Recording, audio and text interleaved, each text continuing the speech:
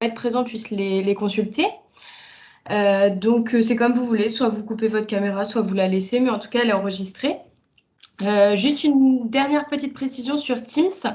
Je vais juste vous demander de couper tous vos micros durant la conférence pour qu'on puisse bien entendre ce que le conférencier va nous raconter. À la fin de la conférence, on aura un petit temps réservé aux questions, là où vous pourrez lever la main pour participer. Ensuite, un petit rappel sur Géolimno pour ceux qui ne nous connaissent pas encore. L'association a été créée en 2015 pour créer un lien entre les chercheurs et les gestionnaires sur la thématique des milieux aquatiques. Elle réalise des études afin d'orienter au mieux les gestionnaires sur la gestion des milieux aquatiques. Et en parallèle, Géolimno permet de rendre accessible au public les travaux et études scientifiques, notamment grâce au LIMNAD. C'est pour cette raison que nous sommes là aujourd'hui. Et donc, je laisse maintenant la parole à Monsieur Bartou pour cette conférence autour de la question de la quantité des étangs en France. Merci Céline. Bien, écoutez, bonjour à toutes et à tous. Donc, je vais prendre la main. Et c'est parti. Hop.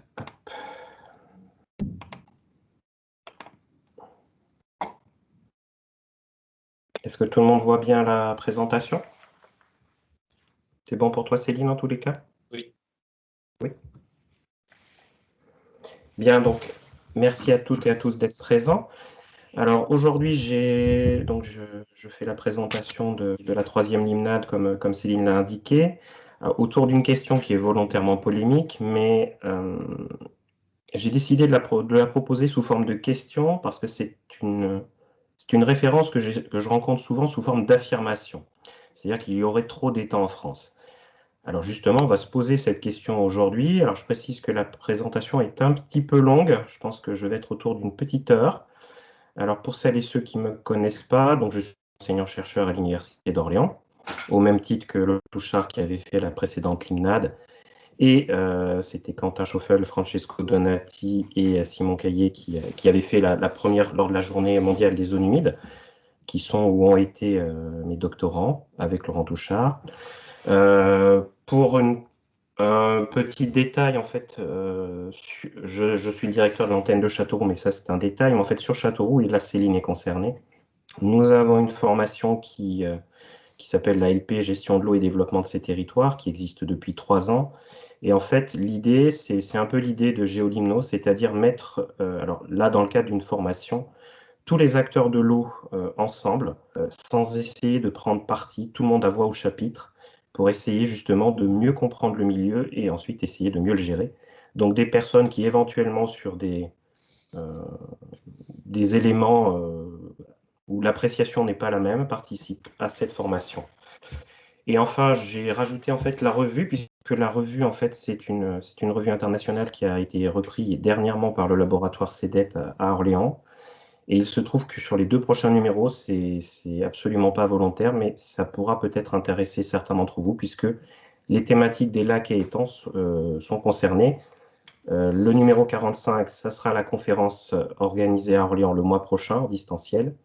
Et le numéro 44, qui sortira un tout petit peu après, ça concerne en fait les lacs et étangs du littoral aquitain. Voilà.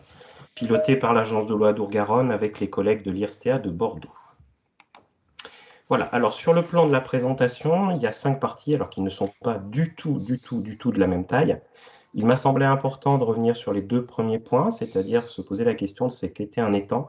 Alors je vais le faire relativement vite, ça a été déjà pas mal détaillé le mois dernier par Laurent Touchard, bien mieux que ce que je ferai là, mais c'est pour vous permettre de comprendre ce que j'appellerais étang et qui est forcément critiquable.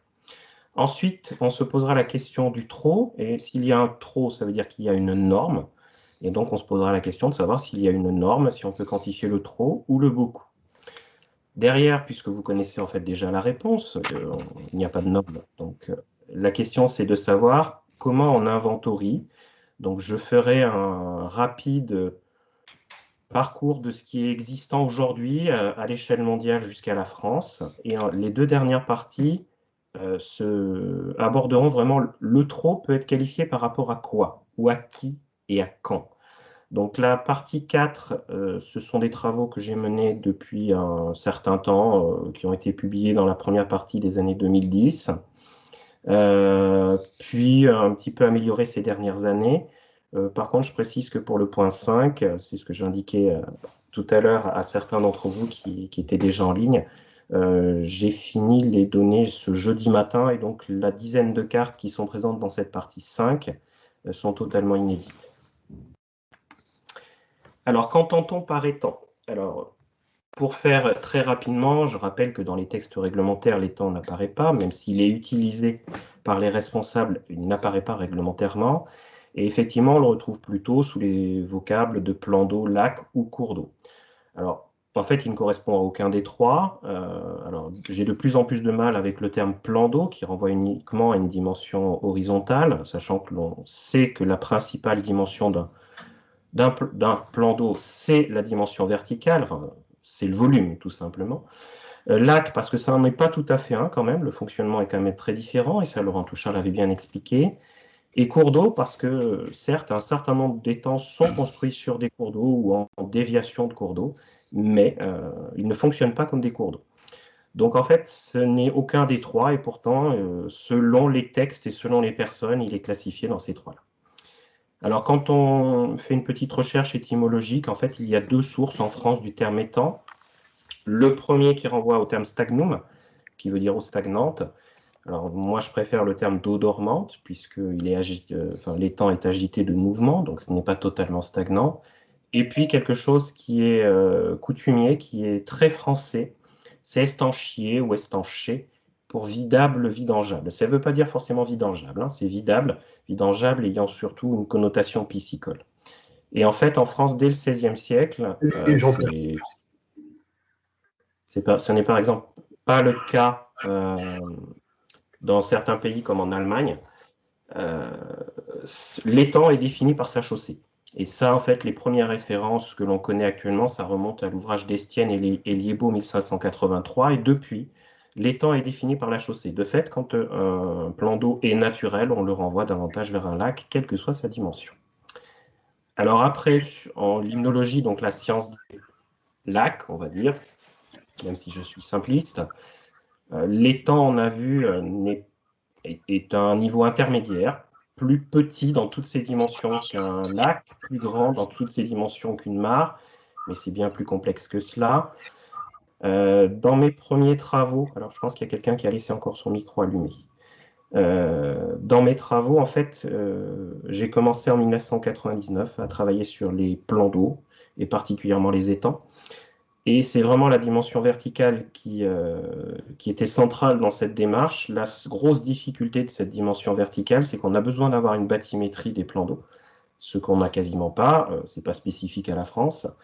Et donc, dans mon travail de thèse qui a eu lieu entre 2002 et 2006, plutôt 2005 d'ailleurs pour le terrain, en fait, je me suis rendu sur à peu près 15 000 plans d'eau, dont environ 9 000 étangs, pour en fait les sonder.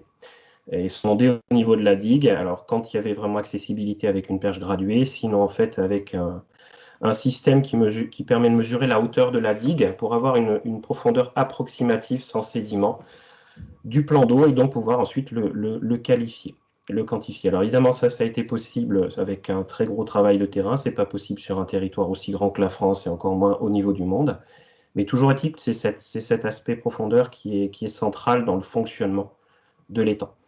Alors, l'ordre de grandeur, c'est entre 0,7 et 1,20 m à peu près pour le minimum en termes de profondeur maximale et de 5 à 8 mètres pour les profondeurs maximales de ces 10 étangs. Et si on s'appuie sur ces profondeurs, en fait, la totalité de l'étang est une zone humide au titre de Ramsar. Ça n'est pas le cas au titre de la réglementation française. Mais pour autant, donc, comme c'est très compliqué de le faire, dans ce que je vais vous présenter aujourd'hui, ce que je vais appeler étang, ce n'est pas une valorisation économique, ce n'est pas une question de vidangeable, ce n'est pas une question de profondeur, ça va être une question de superficie.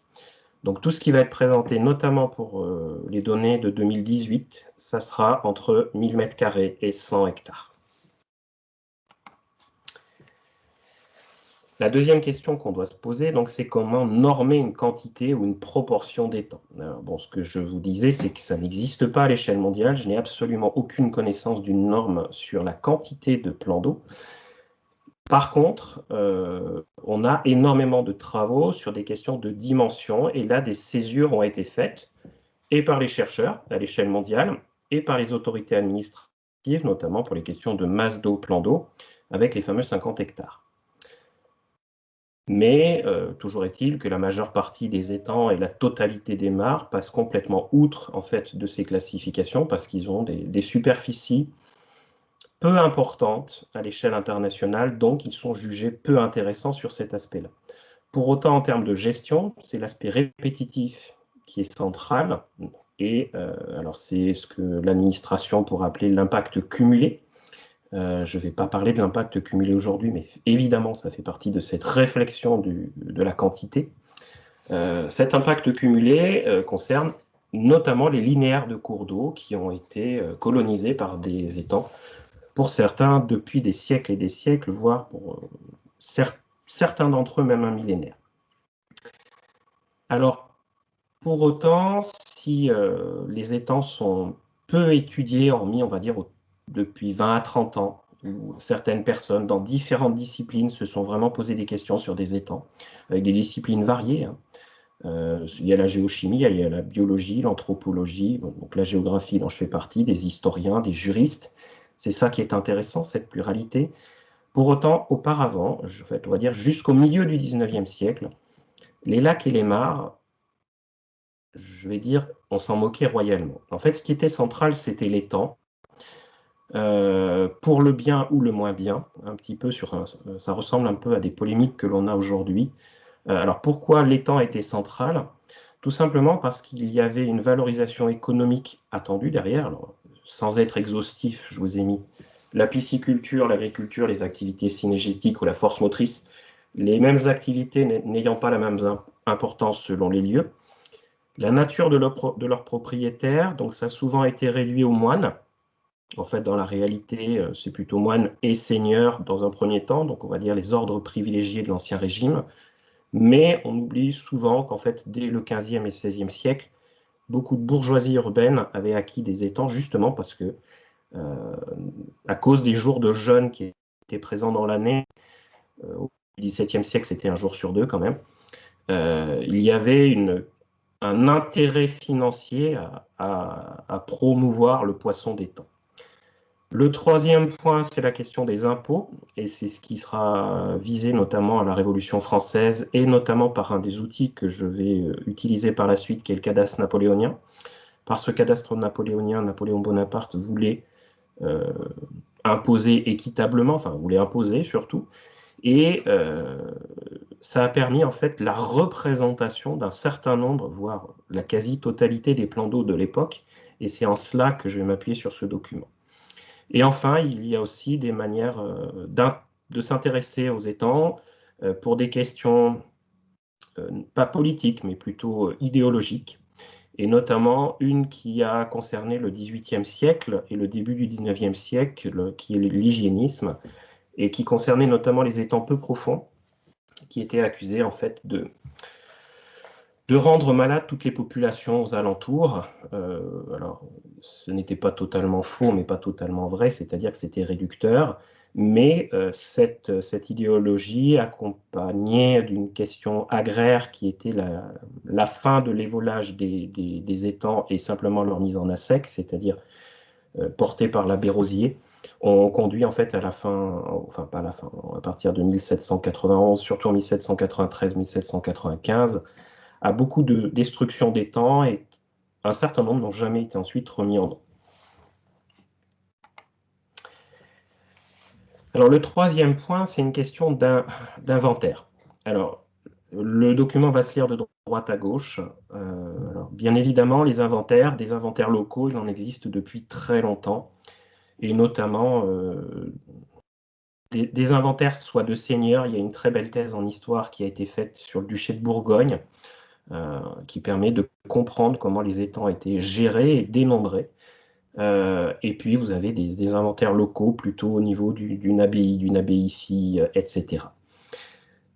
À l'échelle mondiale, c'est récent, très récent, et on n'utilise pas du tout la même logique, c'est-à-dire qu'on est sur trois grandes entrées techniques. La première, c'est le décompte sur carte. Le meilleur travail qui existe à ma connaissance commence à dater un peu, c'est une trentaine d'années. Ça a été fait en Finlande par les chercheurs Kuusisto et Ratikainen, où en fait, ils ont dénombré sur toutes les cartes, quelles que soient les échelles, les plans d'eau de Finlande. Ils arrivaient à un peu moins de 200 000. Aujourd'hui, on pense qu'il y en a à peu près 1 million, mais ça permettait une amélioration de la connaissance extrêmement importante. Sauf que c'est très chronophage et à l'échelle mondiale, cette solution n'a pas été reconnue. Ensuite, la deuxième, c'est celle que je vous ai présentée à droite, qui est en fait l'utilisation de l'imagerie satellitale. Et là, c'est les travaux de Bernhard Lehner et Petra Doll, qui sont un petit peu précurseurs dans ce domaine-là. Et on voit en fait la répartition des plans d'eau. Hein. Là, il ne s'agit pas que des étangs. En fonction des latitudes sur Terre, vous voyez que la différence entre les plans d'eau naturels et les réservoirs est flagrante en termes de latitude. Les plans d'eau naturels étaient en davantage, alors les deux sont davantage dans l'hémisphère nord, mais ceux naturels sont plutôt vers les très hautes latitudes, alors que les réservoirs sont davantage vers les latitudes moyennes. Et en fait, en faisant ça, ils font une distinction entre naturel et artificiel, et certains chercheurs vont s'engouffrer dans la brèche parce que la logique de localisation est très différente entre du naturel et de l'artificiel. Alors, même s'il y a eu d'énormes travaux très précis à l'échelle de la Russie ou de l'Union soviétique, et là, si vous avez des questions, comme Laurent Touchard est présent dans la conférence, il se fera sans doute un plaisir de vous y répondre. Il est bien plus calé que moi sur ça. Le premier qui s'est essayé à tout mêler, y compris les étangs, donc ce qu'il appelait pond, c'est l'américain John Ashley Downing en 2006. L'idée est bonne. Le problème, c'est qu'il ne part pas, enfin, il part d'hypothèse que, que la localisation serait exactement la même entre des lacs naturels et des étangs, ainsi que des lacs réservoirs. Et donc, en fait, il arrive à un certain nombre d'incohérences. Et puis, plus ces travaux avancent, plus ils sont incohérents, parce que tout simplement, il abandonne la réalité, qui est certes totalement non exhaustive, mais qui est intéressante en soi, pour en fait un modèle mathématique qu'il appelle log-log-plot, où en fait il constate que plus la superficie des plans d'eau diminue, plus leur quantité augmente. Mais il ne le voit que sur des plans d'eau d'une certaine taille. Donc il va imaginer que pour les tout petits, ça fonctionne également comme ça. Or, plus on va vers les tout petits, plus en fait on va vers des éléments qui sont artificiels de création. Et donc la logique ne correspond pas du tout. Sur le dernier article, j'ai arrêté de lire John Ashley Downing après, dans la revue Limnetica, en fait, il a plus de superficie en eau que de terre émergée sur la Terre. Donc ça montre en fait l'incohérence, et je vous ai mis le schéma en bas à gauche que nous avons fait avec un certain nombre de personnes qui sont là. C'est la comparaison à l'échelle de la France du modèle de Downing appliqué par les chercheurs suisses Beat Hörtli et Pierre-Alain Frossard, avec la réalité. Alors, une forme de réalité, je ne vais pas prétendre que c'est une réalité à 100%, on n'est sans doute pas très loin du 100%, mais pas forcément au 100%, à l'échelle française, où on voit très bien que le modèle ne correspond pas du tout à la réalité. J'avais localisé simplement la Brenne et la Sologne, alors c'est plus ou moins bien localisé, mais par rapport à l'exemple d'Hörtli et Frossard, et on voit en fait que dans leur modèle, c'est avant tout le sud de la France, et notamment le sud-est, qui aurait le plus de petits plans d'eau, alors que dans la réalité, c'est l'endroit qui en a le moins. Voilà. Enfin, aujourd'hui, je fais plutôt partie de ce courant-là, si on veut le dire. Le but étant de manier les outils, de manier ça, donc de manier l'imagerie satellitale, mais aussi les orthophotos, de croiser avec les cartes, les cadastres, le terrain. Ça prend beaucoup de temps, mais c'est quand même beaucoup plus précis à l'arrivée, avec forcément des marges d'erreur, parce qu'on ne peut pas être partout. C'est ce qui est fait aussi en Tchéquie, et j'apprécie beaucoup les travaux de Renata Pavelkova, où ils vont même plus loin que ce que l'on est capable de faire en France, puisqu'ils ont construit il y a quelques années un SIG géohistorique de localisation des étangs depuis le XVIIe siècle. Donc en fait, ils ont cartographié ce qui existait entre le XVIIe et le XXe siècle, avec les évolutions au cours du temps. Aujourd'hui, qu'en est-il si on doit chiffrer? Si on s'appuie sur les dernières données mondiales, donc issues des travaux de Charles Verpoorter et de ses co-auteurs en 2014, qui sont sans doute les plus fiables à l'heure actuelle, On arrive à 117 millions de plans d'eau de plus de 2000 mètres carrés, c'est-à-dire qu'en dessous de 2000 mètres carrés, ils en voient, mais la pixelisation des images utilisées ne permet pas de s'assurer que c'est un élément seul ou en fait une agglomération de petits éléments. Donc, par logique scientifique, ils ne se permettent pas de les faire rentrer dans leur dénombrement, ce qui fait qu'on a une densité mondiale qui est un petit peu inférieure à un plan d'eau par kilomètre carré. En termes de superficie en eau occupée par l'ensemble de ces plans d'eau, donc ce que l'on appelle la limnicité étendue, la limnicité c'est seulement les lacs naturels, la limnicité étendue c'est tout type de plans d'eau confondus, on arrive à 3,7% des terres émergées. Si on se concentre sur l'Europe géographique, donc là c'est issu de mes travaux, et en l'occurrence ceux que je vous présente ne sont pas encore publiés. En termes de cartographie, on est un peu plus de 2 millions de plans d'eau cartographiés. Et la densité moyenne est beaucoup plus faible, 4 fois inférieure à la densité mondiale. On est à 0,2 plans d'eau par kilomètre carré. Par contre, la limnicité étendue est certes plus faible qu'à l'échelle mondiale, mais seulement d'un point, puisqu'on est à 2,7%. Le problème, c'est que dans les deux cas, que ce soit à l'inventaire mondial ou à l'inventaire au niveau de l'Europe géographique, les petites entités lentiques, donc les mares dans la langue française, mais aussi les petits étangs, ne sont pas décomptés. Et tout ceci modifie fortement en fait notre connaissance de ces plans d'eau et tout ce qui va derrière, notamment les questions actuellement de captage du carbone par ces petites entités, à la fois par des étangs anthropiques, avec une matière en décomposition en lien avec la gestion du plan d'eau qui est retenue à l'intérieur de l'étang, mais aussi au niveau des hautes latitudes, avec la décomposition du sol et la question du gélisol et pergélisol. Je vous mets simplement deux exemples où il y a des données concrètes.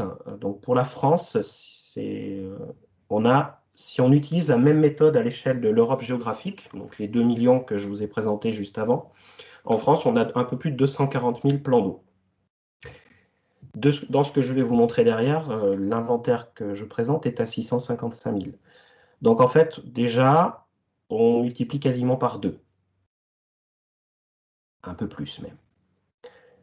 En Estonie, où des collègues ont travaillé sur ces questions dernièrement, dans les 5-6 dernières années, ils se focalisaient avant tout, donc on est dans le nord de l'Europe, c'est un pays balte, l'Estonie, ils se concentraient avant tout sur les grands plans d'eau, et en fait, ils se sont intéressés subitement à ce qu'ils appellent des trous de tourbière, et ils sont passés de 8000 plans d'eau à plus de 100 000. Et donc là, c'est multiplié par 12. Donc en fait, la connaissance actuelle des acteurs de l'eau à l'échelle européenne est totalement biaisée, plus on va vers quelque chose de petit. Et souvent, ce petit, alors, notamment sous la latitude française, est artificiel. Si on va vers le nord arctique, en revanche, ce petit est plutôt naturel. Alors maintenant, passons à la France.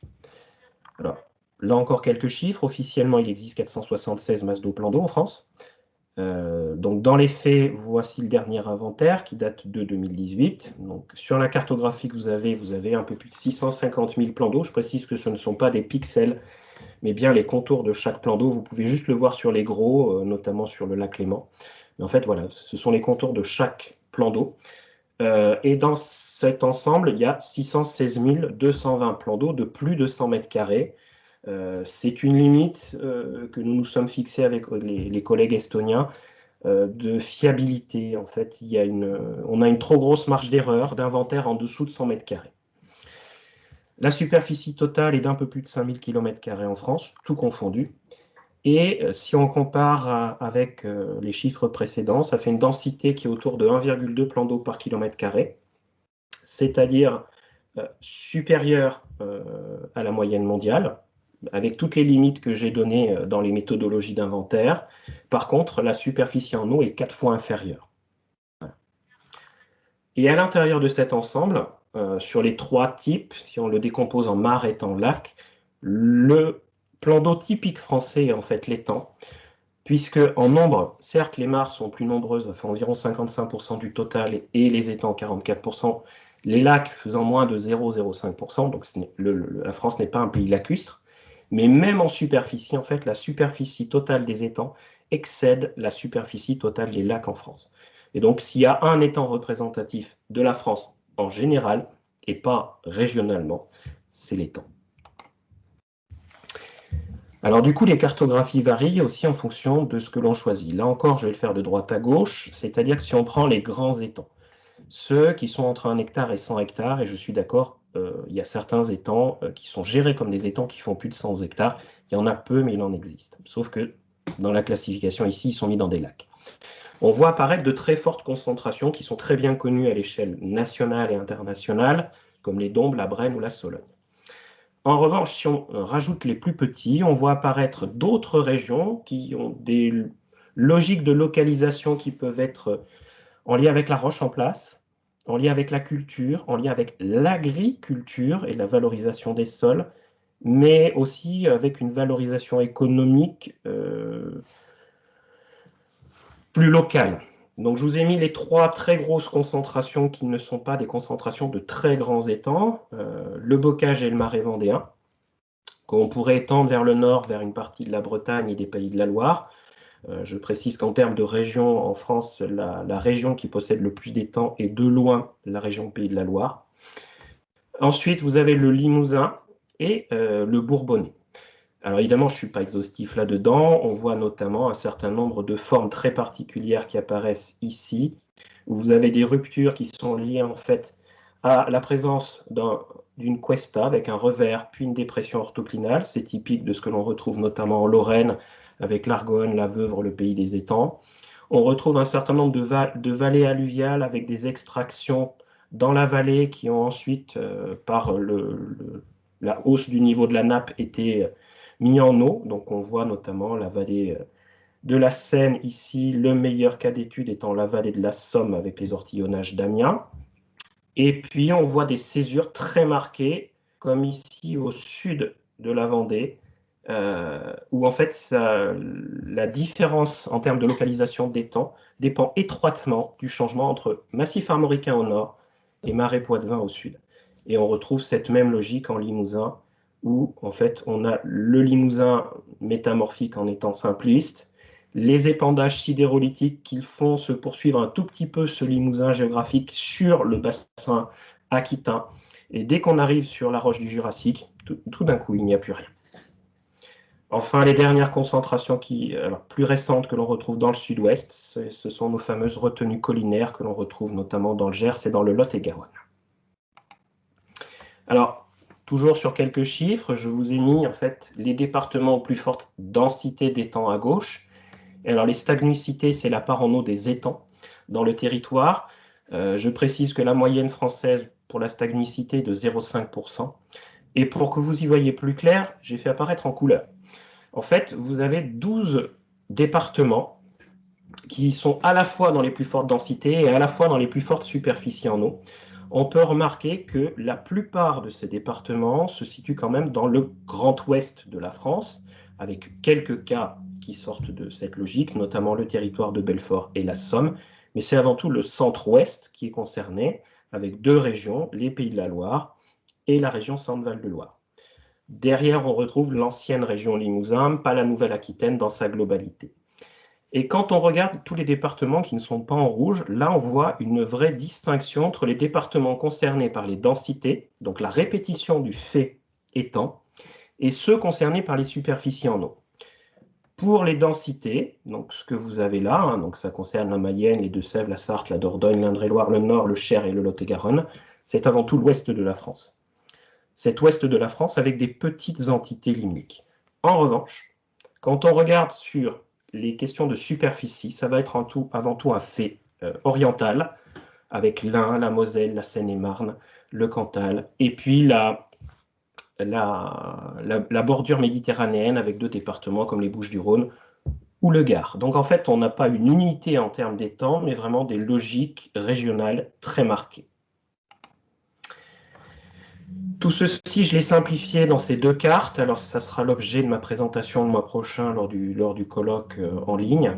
Donc, sur l'empreinte stagnustre, alors c'est un terme que nous avons inventé avec Laurent Touchard il y a quelques années. Alors, nous avons inventé l'empreinte limnique. Il s'agit en fait d'avoir une approche systémique vis-à-vis des plans d'eau, si on est sur l'empreinte limnique. Jusqu'à présent, on accorde énormément d'importance à la superficie en eau. Nous pensons que la répétition du fait est aussi un fait important. Mais pour éviter qu'on privilégie l'un des deux termes à l'autre, nous les avons mis au même niveau. Et nous avons réfléchi en termes d'empreinte comme l'empreinte écologique, c'est-à-dire comparée à un autre endroit, avec un territoire qui est plus vaste. Donc l'empreinte, qu'elle soit limnique ou stagnustre, mais on peut la faire lacustre aussi bien évidemment, pourrait répondre au trop ou au beaucoup. Et en fait, si on réfléchit par département, on voit très bien que la couleur qui domine en France, c'est le bleu, même si c'est un bleu pâle. Et ce bleu, en fait, c'est une place peu importante par rapport à la moyenne. Si on réfléchit département par rapport à la France, je ne sors pas de la France métropolitaine. On voit très bien ressortir par contre ce centre-ouest et nos fameux Pays de la Loire et région Centre-Val-de-Loire, où là, les moyennes sont supérieures à 2 à 4 fois à ce que l'on trouve traditionnellement en France. Je précise que toutes les cartes que j'ai faites pour la légende sont construites selon la même méthode en fait statistique, c'est-à-dire la méthode de dispersion autour de la moyenne. Et à droite, vous avez la même chose, mais par commune, où là, on voit davantage les concentrations et les grandes régions dont on a pu parler tout à l'heure. La Sologne ressortant parfaitement bien, les Dombes aussi, vous avez le Forêt ici. La Brenne, des concentrations plus ponctuelles dans les régions qui ne sont pas, on va dire, traditionnellement de grands étangs, mais vous avez des petites régions qui ressortent parfaitement, notamment sur le rebord sud de l'Alsace, avec la Vosges ou par exemple le Sundgau. Et là, encore une fois, c'est le bleu qui ressort majoritairement, et on voit à nouveau cette partie centre-ouest qui est centrale pour la question des étangs. Alors, une fois qu'on a travaillé en franco-français, il s'agit d'élargir sa vision spatiale, parce que quantifier ce trop, comme la réflexion c'est y a-t-il trop d'étangs en France, bon, il faut pouvoir comparer avec d'autres lieux. Donc là, je l'ai fait à l'échelle de l'Europe géographique, puisque j'y ai travaillé depuis un certain temps. Voici ce que donne la cartographie des plans d'eau. Je précise que ce ne sont pas que les étangs ici. Des plans d'eau à l'échelle de l'Europe géographique. Il me manque juste une petite partie ici, du nord de la Russie jusqu'au mont Oural. Et en fait, il y aurait tout. Avec la même méthode. Alors, cette méthode, elle est basée sur deux bases de données que j'ai retraitées. La base de données ECRIN 15 de l'Agence européenne pour l'environnement. Et je remercie son directeur, Philippe Crouzet, enfin son ancien directeur qui me l'a donné gracieusement. Et ensuite croisée avec une base en ligne OpenStreetMap. Donc là, à l'échelle de la France, en fait, il n'y a pas 650 000 plans d'eau qui sont cartographiés, mais les fameux 240 000 dont je parlais tout à l'heure. Et quand on voit cette carte, on voit quand même que la France est un pays de plans d'eau. Ce n'est pas reconnu à l'échelle internationale, mais quand on voit cette cartographie, elle clignote quand même pas mal, et notamment cette partie centrale avec un petit peu le sud-ouest. Alors d'autres régions non connues clignotent beaucoup, comme par exemple la Flandre, avec Pays-Bas, nord de la Belgique, et puis la Frise au niveau nord Pays-Bas, nord-ouest Allemagne. Et on va s'intéresser en fait à deux aspects. Vous avez une ligne ici, qui est très marquée, qui correspond en fait à l'avancée la plus importante au cours des dernières 100 000 ans de l'Inlandsis baltique. Et en fait, en simplifiant, au nord de cette ligne que vous avez donc du Jutland jusqu'à la région d'Arkhangelsk ici en Russie, on peut considérer que la majeure partie des plans d'eau sont de nature naturelle, alors qu'au sud, sauf exception, notamment dans des massifs montagneux et sur des questions littorales, ils sont avant tout artificiels. La grande région artificielle, elle est là, c'est-à-dire autour de la Bohème-Moravie, donc avant tout Tchéquie, mais on retrouve aussi en Allemagne et dans le nord de l'Autriche. C'est la principale concentration d'étangs de grande étendue en Europe. Une fois qu'on a vu cette cartographie, eh bien, on va essayer de voir comment nos départements et nos communes françaises réagissent par rapport à cette norme européenne cartographiée, malgré toutes les limites qu'on y connaît. Là, si on s'intéresse à chaque département, on voit que la couleur rouge commence à devenir dominante et que donc la France aurait beaucoup d'étangs. Je ne prétends pas qu'il y en ait trop, puisqu'on a vu qu'il n'y a pas de normes, mais la France a beaucoup d'étangs, comme la cartographie précédente le laissait sous-entendre.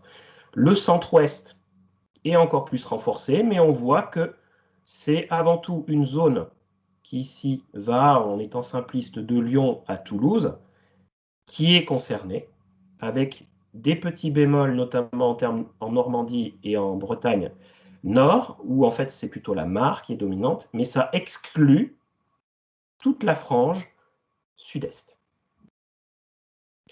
Quand on s'intéresse à la carte par commune, on retrouve cet ensemble avec ici un rouge intense qui est beaucoup plus marqué, que l'on retrouve davantage vers l'est de la France, et notamment le centre-est. La Bresse ressort davantage, le Bourbonnais ressort davantage, le sud-ouest aussi ressort, le nord de l'Ille-et-Vilaine et la Mayenne ressortent bien également, alors qu'ils ressortaient moins précédemment. Et là, encore une fois, tous ceux qui apparaissent en rouge foncé, ça veut dire qu'il y a beaucoup d'étangs par rapport à ce qui existe en Europe géographique. Une fois qu'on a vu ça, une petite synthèse. Alors, si on s'intéresse à tous les plans d'eau, là, je n'ai pas pu le faire sur uniquement les étangs, je préfère le préciser. En termes de superficie en eau, la France est un État peu important à l'échelle européenne. C'est avant tout le Nord Baltique qui est très intéressant. Si on s'intéresse à la densité de plans d'eau, là en revanche la logique change. Et oui, la France est plus importante que les inventaires actuels des pays scandinaves. Et c'est, on va dire, une partie intermédiaire de l'Europe, cette partie-là, qui possède les plus fortes quantités au kilomètre carré de plans d'eau. À l'inverse, le sud-est en est quasiment dépourvu. Donc on a vraiment une logique nord-ouest-sud-est. Si on essaye de classifier ça, de créer des typologies, alors ce que nous avons appelé des territoires limniques, eh bien en fait on a plusieurs catégories. On peut se retrouver en fait avec une zone atlantique qui serait là, essentiellement avec beaucoup de petits plans d'eau. Une zone méditerranéenne qui en général a très peu de plans d'eau, mais par contre des plans d'eau qui sont relativement étendus pour des questions de gestion du manque d'eau, notamment pour les questions d'irrigation, de loisirs industriels ou urbains. Donc énormément de lacs réservoirs. Une zone stépique avec des plans d'eau un petit peu diffus avec des tailles variées. Donc on est sur des valeurs de densité moindres, mais le fait plan d'eau est quand même bien présent, et notamment très présent dans les zones un peu marécageuses. Et puis une zone baltique au nord, où il y a énormément de plans d'eau, avec une grosse proportion de lacs en termes de dimension, et avant tout avec un milieu naturel. Et puis il y a une zone au milieu, que par la suite, en fait, j'appellerai, excusez-moi, que j'appellerai germanique, ou d'Europe centrale, où un petit peu tous les types de plans d'eau se retrouvent, mais malgré tout, l'étang est central, la marle est beaucoup moins, et il y a une valorisation économique qui est très, très, très marquée. Et on verra par la suite que dans la figure d'après, eh bien, cette dominante germanique, on va la retrouver en fait dans la partie est de la France. Si je simplifie, alors je suis désolé, la figure est petite, donc vous aurez du mal à voir la légende. En fait, les couleurs correspondent, quand il y a du blanc, c'est pas qu'il n'y a pas de plan d'eau, c'est juste que la quantité est tellement faible proportionnellement aux autres que je les ai exclus de la typologie. Et les autres couleurs, quand vous êtes sur du bleu, en fait, c'est que vous êtes sur des départements où il y a énormément de plans d'eau, mais essentiellement des moyens et des petits, donc plutôt étangs et mares. Lorsqu'on est sur le violet, c'est énormément de plans d'eau dans les trois catégories, des lacs, des étangs, des mares, avec une petite différence avec le Hachuret que l'on retrouve ici au niveau de la Gironde, des Landes et de l'Aude par rapport aux trois départements centraux que sont le Loiret, le Loir-et-Cher et l'Indre, où en fait là il y a un petit peu moins d'étangs, il y a beaucoup de grands, beaucoup de petits, mais assez peu de moyens. Nous avons en fait ensuite le jaune, qui est beaucoup de moyens et peu de moyens et beaucoup de petits et quasiment aucun grand. Donc c'est vraiment encore cette logique atlantique. Nous avons enfin le vert qui représente une transition où là, ce qui domine énormément, ce sont les moyens, donc les étangs. Et on retrouve, on va dire de manière simpliste, une frange du Massif central, la frange sud-ouest, avec trois départements dans le nord-est qui correspondent à cette logique, avec les Vosges, la Haute-Saône et le territoire de Belfort. Et puis la césure que l'on trouve là, avec les couleurs orange et rouge. Dans les oranges, en fait, ce sont les grands étangs qui dominent, mais il y a très peu de petits plans d'eau. Et dans les rouges, vous avez en fait moins de grands étangs, plutôt des moyens. Alors, il existe quelques grands étangs, mais les petits prennent un petit peu plus de proportions. En fait, on se rapproche plus de ce que l'on observe en Allemagne, en Autriche et dans l'ouest de la Pologne. Et donc, ces zones 2 et 3 se rapprochent plus d'un esprit germanique, ce qui n'est pas anodin historiquement, même si toute la zone n'a pas été concernée. Il y a des logiques certainement climatiques à chercher derrière, mais c'est poussé à certains endroits, comme par exemple en Alsace ou en Lorraine, où là, la logique germanique est traditionnelle, elle est culturelle. Alors, notamment, il y a beaucoup de travaux sur le Sungo, sur cet aspect-là, avec la route de la carpe frite. Une fois qu'on a vu ceci, eh bien, il s'agit d'élargir sa vision temporelle. Parce que dire trop, c'est par rapport à quand. Alors ici, donc, je vais vous le faire de deux manières. Une première à l'échelle du découpage classique de la gestion de l'eau actuelle, c'est-à-dire un bassin versant. Donc ici, j'avais travaillé sur le bassin versant de la Vienne, et donc ça correspond au périmètre de gestion de l'EPTB Vienne, sur deux dates, 1830 et 2005. Et puis la chose nouvelle que je vous présente, c'est sur le centre de la France, entre 1834 et 2018. Dans les deux cas, vous voyez qu'on est autour de 1830. En fait, j'utilise un document qui est le cadastre napoléonien, qui me prend énormément de temps, c'est-à-dire que ce que je vais vous présenter, les fameuses 8918 communes décortiquées, j'ai fait absolument tous les plans cadastraux de chaque commune, c'est-à-dire que j'y suis depuis 18 ans pour arriver à ces 8900 communes, alors pas 18 ans en permanence, bien évidemment, mais les premières faites, alors j'ai commencé par le département de la Haute-Vienne, c'était aux archives départementales avec maximum 10 documents par jour, donc ça m'a demandé un certain temps. Puis ensuite, toujours dans les archives départementales, j'ai fait deux départements, la Creuse et l'Indre. Donc là, ça aussi, ça m'a demandé beaucoup, beaucoup de temps. Et par la suite, avec la numérisation des archives, les autres, j'ai pu les utiliser via le site internet des archives départementales, et donc ça m'a fait gagner un temps fou. Et du coup, je vais beaucoup plus vite depuis quelques temps, même si c'est pas forcément, je passe pas mon temps sur ça, mais quand j'ai un quart d'heure ou 20 minutes, bah tiens, je vais aller faire une commune, ça sera toujours ça de fait. Et donc, voilà, il s'agit d'un décompte et uniquement d'un décompte. Je n'ai pas cartographié les plans d'eau parce que là, ça demanderait un travail de titan. Parce qu'en fait, le plan d'assemblage de chaque cadastre présente certes les étangs, mais ma volonté, c'était tout inventorier, y compris les mares. Et les mares n'y sont pas. Donc en fait, il faut faire chaque plan au 1 millième, 1 2 millième. Et alors, par contre, pourquoi la date de 1834 ressort? C'est en lien avec un ancien inventaire qui a été fait par le baron Jean-Baptiste Rougier de la Bergerie. Alors, il y a deux inventaires, un en 1819 et l'autre en 1834. Alors celui de 1819, en fait, il correspond à l'année 1793. Dit simplement, c'est comme ça que je le présente aux étudiants, c'était un inventaire pour mieux détruire, c'est-à-dire connaître pour savoir ce qu'il y avait à détruire en 1793. Et ensuite, on voit très bien qu'il change de discours et il voit l'utilité d'un certain nombre de plans d'eau dans ses derniers écrits. On était dans cette logique de l'hygiénisme, de l'agrérisme, et donc c'était connaître pour mieux détruire. Mais ces inventaires ont l'avantage d'exister, et surtout, c'est la même méthode partout en France. Alors après, on peut critiquer la méthode, mais si on veut comparer les départements français, puisqu'il l'a fait ainsi, c'est extrêmement intéressant. Alors, sur la méthode, il y a des choses à dire, notamment sur le premier inventaire, celui de 1793, puisqu'il s'est basé exclusivement sur les cartes de Cassini. Et pour toutes les personnes qui connaissent cette carte, il y a quand même de nombreuses limites, notamment l'échelle. Ensuite, le système de projection qui ne correspond pas du tout à ce que nous avons aujourd'hui. La finalité de cette carte, qui n'était pas d'inventorier les plans d'eau, bien évidemment, et encore moins les étangs. En testant par rapport à des cartes locales, alors je l'ai fait notamment sur la montagne Limousine et sur une partie de l'Indre. Sur la montagne Limousine, les plans d'eau au-dessus de 7000 m² sont sur la carte de Cassini.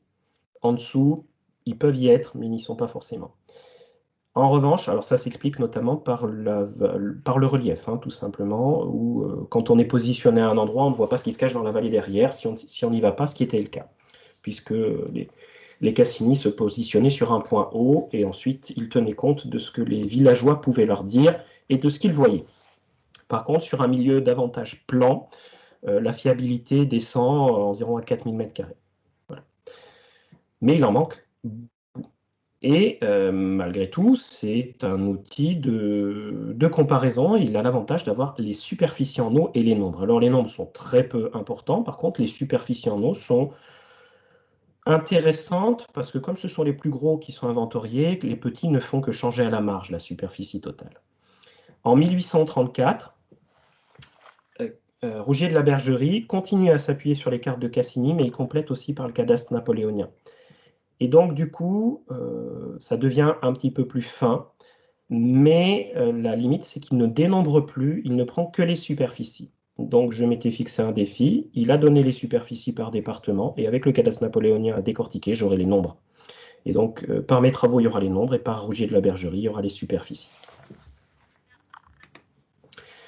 Alors, voici ce que ça donne approximativement sur les 2 derniers siècles. Alors, plus j'avance dans mes travaux, plus je me dis qu'il faut que je revoie cette carte, enfin ce graphique. C'est-à-dire que avant 1780, à peu près tous les auteurs sont d'accord pour dire qu'il y a eu un maximum d'étang autour des années 1550-1700, selon les lieux, selon les États. En France, on peut considérer que le premier coup de boutoir, c'est 1604, avec un édit d'Henri IV qui ne punit plus le jeûne de mort, et donc du coup, ça n'oblige plus la population à se nourrir de poissons ou d'amphibiens quand ils peuvent avoir ce type de nourriture lors des jours de jeûne, sans passer sur le bûcher. Et donc, l'idée, c'était simplement de renforcer le pouvoir absolu de la monarchie naissante, Henri IV, et après, derrière, on a évidemment sous Louis XIV, on l'enlevait ce pouvoir, notamment aux ecclésiastiques. C'est très difficile de savoir comment s'est passée la lente descente, ou est-ce que c'était brutal, j'en ai pas la moindre idée. On en sait un petit peu plus à partir de la Révolution française, avec une chute brutale des superficies, pas forcément du nombre d'étangs et de plans d'eau, parce que ce sont avant grands plans d'eau qui ont été visés. Et donc, du coup, quand on compare, c'est volontaire, il n'y a pas d'unité sur la quantité, c'est totalement volontaire. En fait, quand on voit la courbe de la superficie au-dessus de la courbe du nombre vraisemblable, on est sur des plans d'eau de taille moyenne assez importante, plus d'un hectare. Et en revanche, quand c'est en dessous, on arrive sur une majorité de petits plans d'eau. Et on voit bien que ça fluctue, c'est-à-dire que traditionnellement, à l'époque moderne, c'était plutôt des grands plans d'eau, parce qu'il y a une valorisation économique très marquée, ce que j'avais expliqué précédemment. À la Révolution française, ce sont plutôt des petits qui vont perdurer. Les gros vont être remis en eau, voire créés au début du 19e siècle, mais le nombre va quand même diminuer du fait des révolutions agricoles et industrielles. Un moment où les plans d'eau vont pas disparaître du paysage, mais peu d'entre eux vont perdurer, c'est entre 1850, 1860 et les années 1950-1960, où là, en fait, des grands plans d'eau perdurent, mais il y en a peu. Et depuis les années 60, on assiste à la création d'énormément de petits plans d'eau. Donc les superficies augmentent. Voilà, c'est-à-dire qu'aujourd'hui, en fait, on a des superficies supérieures à celles de 1780, et le nombre est bien supérieur. Voilà. Et on voit aujourd'hui, la courbe fait une légère tendance à la baisse, puisqu'il y a très peu de création et quelques destructions ou abandons, tout simplement. Donc, en fonction du moment où on considère que ça devrait être la normalité, forcément, on va avoir du trop, du pas assez, du beaucoup ou du pas énormément. Il se trouve que souvent, dans ce que j'entends, le normal serait ici, en 1950. À mes yeux, il n'est pas plus normal qu'ici ou qu'en 1700. C'est un moment, c'est un petit peu la même réflexion qu'on pourrait avoir avec la thématique du réchauffement climatique. C'est beaucoup trop simpliste, et forcément, si on compare avec 1850, c'est-à-dire la fin du petit âge glaciaire, vous n'aurez pas les mêmes informations avec la même comparaison avec le petit optimum médiéval. Pourtant, les deux ont existé, mais l'interprétation sera complètement différente. Et bien là, c'est la même chose. Tout dépend avec quel moment on compare. Il y a eu des variations qui correspondaient à des logiques sociales et sociétales. Bon, en choisir une plus qu'une autre, c'est faire un choix non fondé la plupart du temps. Voici l'exemple pour le bassin de la Vienne. Donc, je vous ai mis à l'échelle de la Vienne, pour Vous avez la ville de Limoges qui est ici, vous reconnaîtrez très très bien la Vienne. Vous avez la Vienne qui passe à peu près à ce niveau-là, donc vous avez la ville de Châtellerault là, et Poitiers qui est ici. Donc on voit en fait en 1830 que le bassin de la Vienne n'est pas un très très grand bassin d'étang, en dehors effectivement de la forte concentration que l'on observe en Grande Brenne, un petit peu en Petite Brenne, un petit peu en Queue de Brenne, et puis sur toute la zone de transition avec les dépôts sidérolithiques, et notamment dans la région du Mont-Morillonnais, où là, on peut avoir des concentrations assez intéressantes. La partie aval n'en a quasiment pas, et la partie amont, guère non plus. Si on compare entre 1830 et 2005, je vous fais grâce de la cartographie de 2005, on va voir en fait des logiques géographiques qui apparaissent. La montagne limousine, en étant simpliste, les plus fortes altitudes, vont en fait avoir une stagnation de la densité d'étang ou une régression, c'est-à-dire un abandon. En revanche, nous voyons toute une zone intermédiaire ici, avec les monts de Blon, les monts de Cieux, pardon, pas les monts de Cieux, les monts d'Ambazac, excusez-moi, plus toute une partie du Bas-Poitou, y compris les rebords du massif armoricain, vont connaître une colonisation par un certain nombre d'étangs. La partie aval de la Vienne reste, elle, toujours peu concernée par ce fait, tout comme la région entre Poitiers et Châtellerault. Mais une fois qu'on s'intéresse à cela, on va essayer de distinguer les types de plans d'eau. Alors l'idée derrière qui m'animait, c'était de travailler sur ce qu'on appelle la stabilité limnique.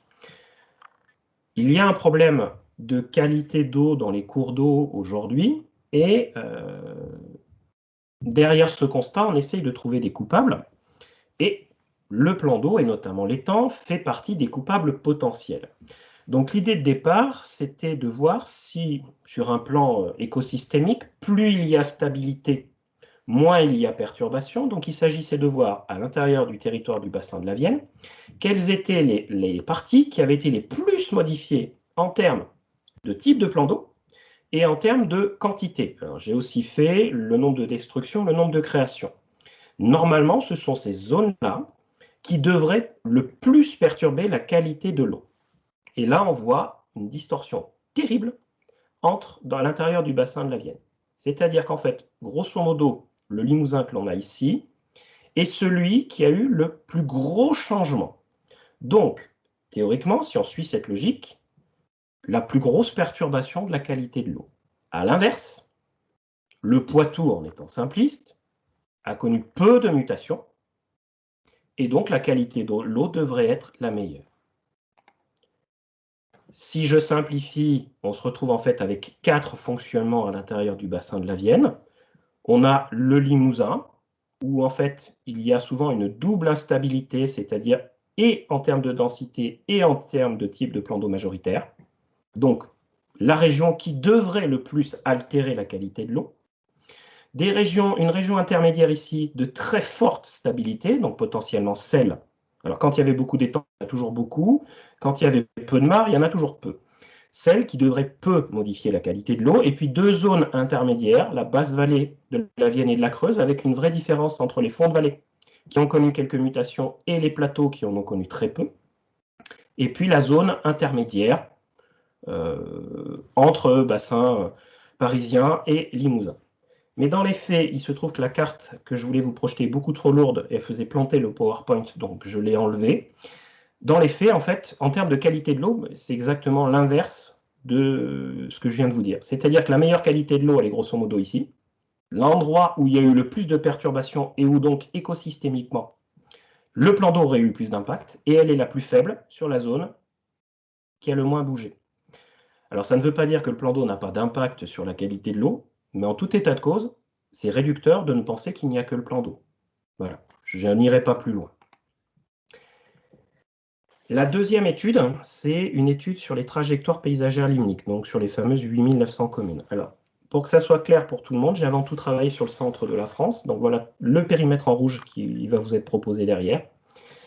Vous avez 31 départements, 22 ont été complètement terminés, donc je vous donnerai des statistiques départementales. 9 autres sont en cours, et j'en attaque 3 autres dès la semaine prochaine si je peux, qui seront le Jura, les Yvelines et l'Orne. Voilà. Donc, le but était aussi d'avoir une certaine disparité par rapport aux cartographies que je vous ai faites précédemment.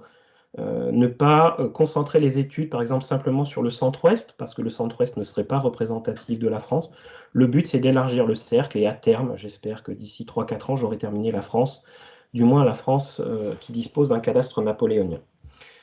Donc, je vous ai rajouté aussi le bassin Loire-Bretagne, le bassin versant de la Loire, excusez-moi, parce qu'il va me permettre d'expliquer un certain nombre de césures que vous verrez sur les cartes suivantes. Et vous voyez en vous-même que la quasi-totalité du bassin est terminée. Alors, voici quelques chiffres.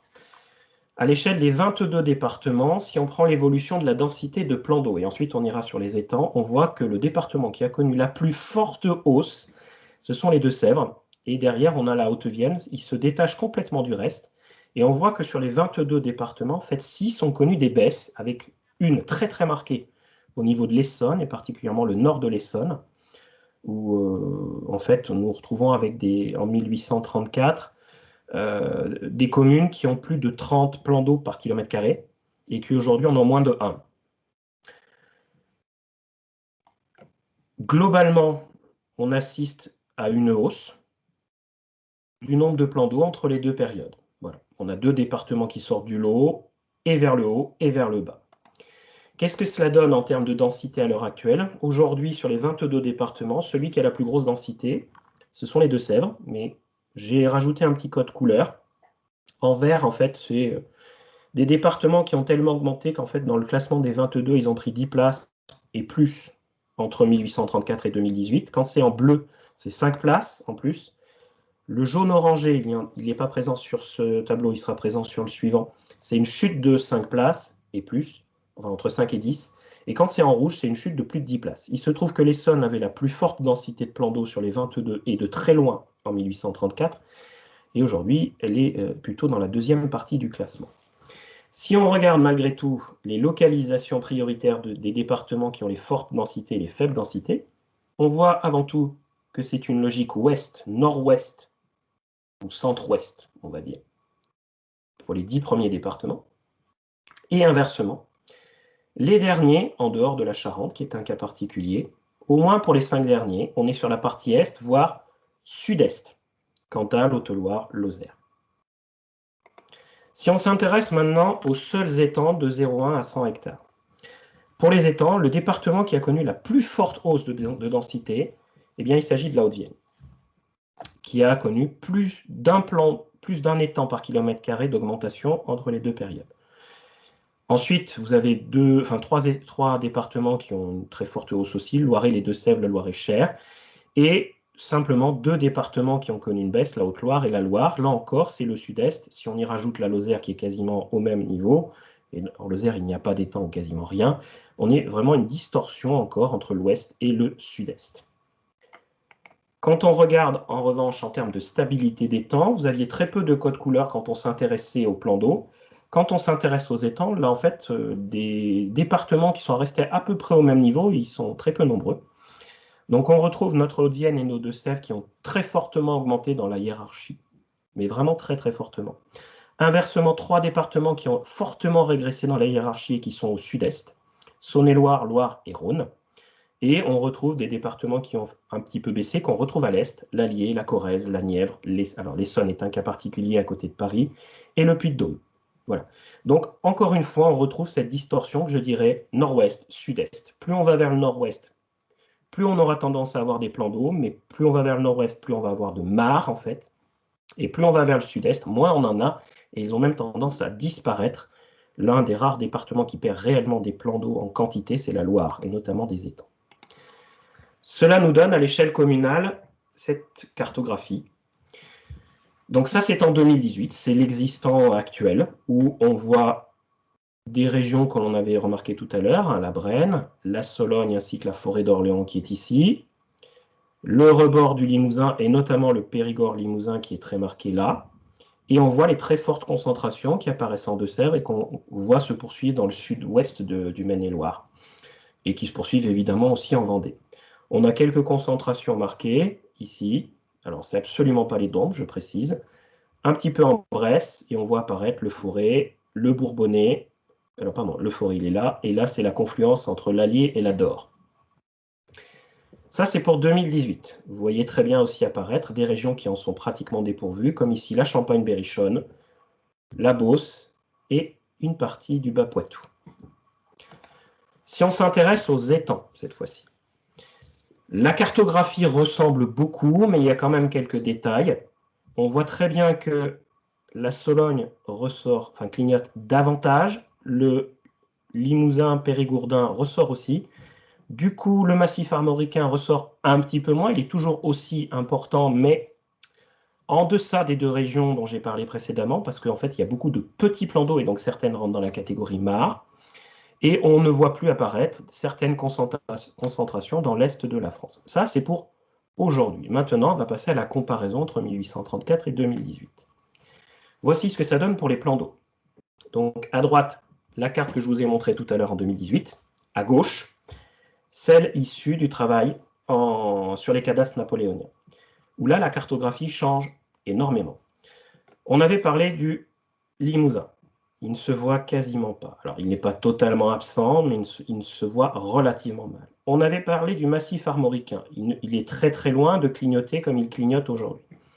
En revanche, nous avons une zone qui clignote énormément ici, la Gâtine-Tourangelle, le nord-ouest de Loir-et-Cher et l'est de la Sarthe, où là, nous avons des valeurs où nous pouvons dépasser les 20 plans d'eau par kilomètre carré, essentiellement des mares. Et le pompon, si je peux dire, il est obtenu ici, dans la région du Hurepoix, où on dépasse les 50 pour une commune. Notez l'importance du Bourbonnais, vous verrez tout à l'heure la distorsion avec les étangs. On remarque aussi l'importance de l'altitude, c'est-à-dire que dès qu'on dépasse en fait à peu près une altitude de 800 mètres, le plan d'eau devient quasi absent. Voilà. Et c'est très très marqué notamment au niveau des mares. Il subsiste quelques étangs adossés à des moulins, mais des mares, il n'y en a quasiment plus. Donc ça, c'est pour les plans d'eau. Et si on traduit ça en termes de dynamique, on voit apparaître, oui, j'ai oublié de préciser, sur les cartes précédentes, la densité de plans d'eau entre les deux périodes est la même. C'est-à-dire qu'il n'y a pas eu d'évolution. Vous aviez 1,32 en 1834, 1,24 aujourd'hui. Donc je considère que c'est la même. On voit vraiment de très très fortes hausses, le massif armoricain, le rebord ouest et nord du massif central ici, la Sologne qui en fait va s'étaler alors qu'à l'origine elle était là, elle s'étale volontairement sur le Cher et déborde aussi volontairement aussi sur le Loiret. On voit apparaître des régions qui ne sont pas connues comme le Vivarais, par exemple. Et puis vous avez des secteurs où il y a une très forte déperdition de plans d'eau, notamment en Indre-et-Loire et le nord-ouest du Loiret-Cher, mais on retrouve ça aussi dans l'est du Loiret et l'ouest de Lyon. Donc, alors pour Laurent Touchard, on voit très bien aussi les distorsions avec la partie centrale du Limousin et l'abandon, notamment des pêcheries limousines si chères à Olivier Balabagnan. Si on se focalise sur les étangs, cette fois-ci, donc toujours à droite la cartographie actuelle, et la cartographie de 1834 n'a pas grand-chose à voir. En fait, en 1834, le fait étant, il est à l'est. Vous avez une ligne où il n'y a pratiquement rien à l'ouest. Voilà. S'il y a plan d'eau, ce sont avant tout des mares, et on a une vraie césure avec la double ici, le rebord du Limousin, la Brenne, la Sologne, et un petit peu dans la forêt des Yvelines. La très très grosse concentration, elle est dans le Bourbonnais, mais vraiment très très grosse. Alors, Bourbonnais, avec une partie du bocage bourbonnais, ça déborde ensuite un petit peu sur le nord de la Loire avec le Rouennais, aussi au niveau de la Saône-et-Loire, dans la région de Paray-le-Monial, d'Igouin, mais la grosse concentration, elle est sur l'interfluve entre l'Allier et la Loire. Et là, on a une énorme concentration d'étangs. Or, cette énorme concentration d'étangs, en 2018, elle ressort beaucoup moins. Elle a été dégradée, alors que le nombre total a peu évolué en global. Mais si vous regardez la moyenne d'étangs entre les deux dates, on est passé de 0,26 à 0,54. Donc on a doublé le nombre d'étangs entre les deux périodes. Et ce gain d'étang, il a été fait à l'ouest. Clairement, l'est a maintenu son niveau ou a perdu des étangs. Et du coup, quand on réfléchit par densité, il ne clignote plus. Ça ressort très bien quand on est non pas sur un rapport à une moyenne, mais en termes de quantité de plans d'eau. on voit très bien ressortir un ouest qui globalement gagne des plans d'eau, en dehors d'une région ici, dans le nord de l'Indre, au niveau du Bois-Chaud-Nord, qui était la poursuite de la Sologne de l'autre côté de la vallée du Cher, autour de Saint-Christophe-en-Bazel et Poulaine. C'est lié avant tout à des remembrements. Hein. Et on voit très bien ressortir aussi notre Bourbonnais et une partie de la Loire, avec le Forêt, qui a perdu des étangs. Voilà. Mais globalement, ici, c'est la couleur rouge qui ressort, et c'est donc une forte augmentation du nombre d'étangs, tant qu'on l'entend, entre 0,1 et 100 hectares. Je vous ai mis une cartographie pour les mares, où là, alors ce n'est pas la cartographie inverse, mais on voit bien que les mares ont fortement disparu au nord-ouest, que certains types de mares apparaissent fortement au niveau du massif armoricain, dans les Deux-Sèvres. Alors ça peut renvoyer vers un certain nombre de retenues collinaires ou des bassines. Des petits plans d'eau de loisirs plutôt sur cette bordure du massif central, y compris jusqu'au sud du Cher. Et on retrouve ce même phénomène sur le Vivarais et les monts du Lyonnais.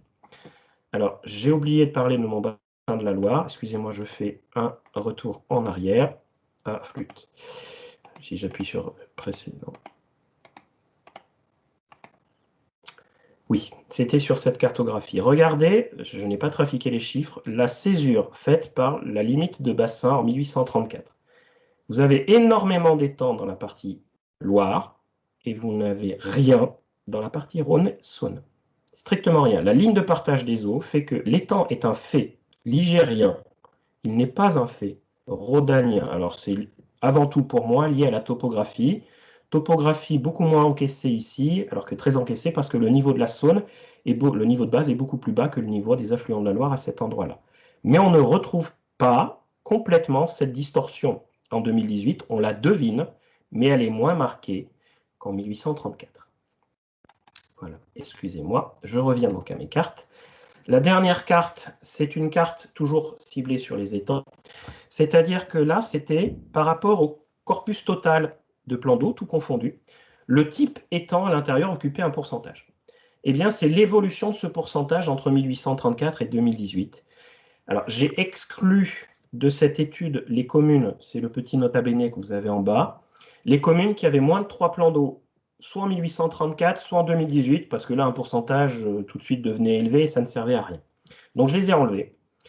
Et on retrouve encore notre logique sud-est, nord-ouest. Le nord-ouest voit en fait sa proportion d'étangs fortement augmenter, quels que soient les lieux, avec quelques cas particuliers, notamment la zone de transition ici, du Confolanté au Montmorillonnais. Et le sud-est voit sa proportion d'étangs diminuer, c'est-à-dire que si la quantité globale de plans d'eau ne diminue pas, bien en fait c'est parce que les mares augmentent, les étangs, eux, n'augmentent pas. En conclusion, la question du trop était centrale. Il est très difficile de revenir dessus parce que c'est un arbitrage personnel. Avec qui, avec quoi et avec quelle période on compare? Si on s'en tient à des éléments objectifs, j'ai mis 6 points qui ressortent de ce que je viens de vous présenter. Il n'existe pas de normes. On est dans une société qui veut absolument tout normer. Il n'y a pas de norme de densité, à quelque échelle que ce soit. Ensuite, spatialement, là, vous l'avez vu, l'emprise des étangs est très disparate aujourd'hui, mais elle a été aussi très disparate auparavant. Le trop, si on doit le quantifier, en fait, est avant tout local, il n'est absolument pas global en termes de réflexion française. Donc, ce n'est pas il y a trop en France, c'est éventuellement, avec toutes les limites que je mets derrière, éventuellement trop à un endroit. Si on se réfère aux données mondiales, la France est grosso modo au niveau du trop dans la valeur mondiale, avec 1,2 plan d'eau, compte tenu des limites que je vous ai expliquées pour les inventaires mondiaux. La France est même sans doute un peu en dessous, mais pour l'instant, elle est au-dessus. À l'échelle européenne, la France est un grand pays de plans d'eau et particulièrement d'étangs et de petits étangs. C'est un fait, le seul autre pays à l'échelle européenne qui est un vrai pays d'étangs, c'est la Tchéquie, mais c'est un pays de gros étangs. Si on affine la logique, au niveau étang, c'est avant tout l'ouest et le centre-ouest de la France, qui est le cœur stagnustre actuel, alors qu'il était davantage déplacé vers le centre et le centre-est il y a 2 siècles. Donc plutôt Lorraine, Bourgogne, mais la Sologne et la Brenne étant les limites occidentales que l'on pouvait observer. Et si on sépare ces deux ensembles, en fait, on a deux secteurs qui correspondent à deux logiques européennes et pas seulement françaises. La partie ouest connaît une forte augmentation de petits plans d'eau, mais comme en fait, tout le secteur que l'on avait vu précédemment, qui va de la Garonne à l'Allemagne du nord-ouest en passant par la Grande-Bretagne. À l'inverse, le nord-est de la France et son centre-est est plutôt dans une logique germanique, où les étangs sont plus importants en termes de superficie, mais moins importants en termes de nombre, et donc en fait, ils régressent dans la hiérarchie en termes de répétition. Enfin, à l'échelle temporelle, on a vu qu'en fonction de ce que l'on juge comme en étant en adéquation avec sa pensée, c'est un libre arbitre, le trop, si on juge que la normalité c'est 1950, bah oui, c'est valable, effectivement, on a quand même multiplié par 5, 10, voire 20 à certains endroits le nombre d'étangs. Il est complètement irrecevable si en revanche on se place au XVIIe siècle puisqu'il y avait plus d'étangs et une plus grande superficie qu'aujourd'hui. Et si on travaille à l'échelle d'une période intermédiaire, qui a l'avantage d'avoir des documents communs à une très très grande partie de la France, donc ce que je vous ai proposé au niveau du cadastre napoléonien, eh bien en fait on a vu que en termes de plan d'eau, c'était à peu près la même chose. En termes de superficie, en fait je ne vous l'ai pas présenté, mais c'est à peu près la même chose. Par contre, si on se focalise sur l'étang en tant que tel, l'étang entre 0,1 et 100 hectares a été multiplié par 2. Donc on peut dire que les étangs supplantent les mares. Si je simplifie, les loisirs individuels ou collectifs prennent le pas sur les usages agricoles, mais c'est aussi la société française, c'est le reflet de la société française. Mais il ne s'agit pas d'avoir un discours commun à l'échelle de la France, parce que les réponses régionales sont très disparates. L'ouest de la France ayant tendance à se couvrir de petits plans d'eau, alors que l'est de la France, ce n'est pas le cas. Voilà. Je vous remercie pour votre attention. Bien, merci Pascal pour cette belle présentation. Maintenant, c'est le tour des questions. Donc, ceux qui souhaitent poser une question peuvent lever la main et on vous donnera la parole.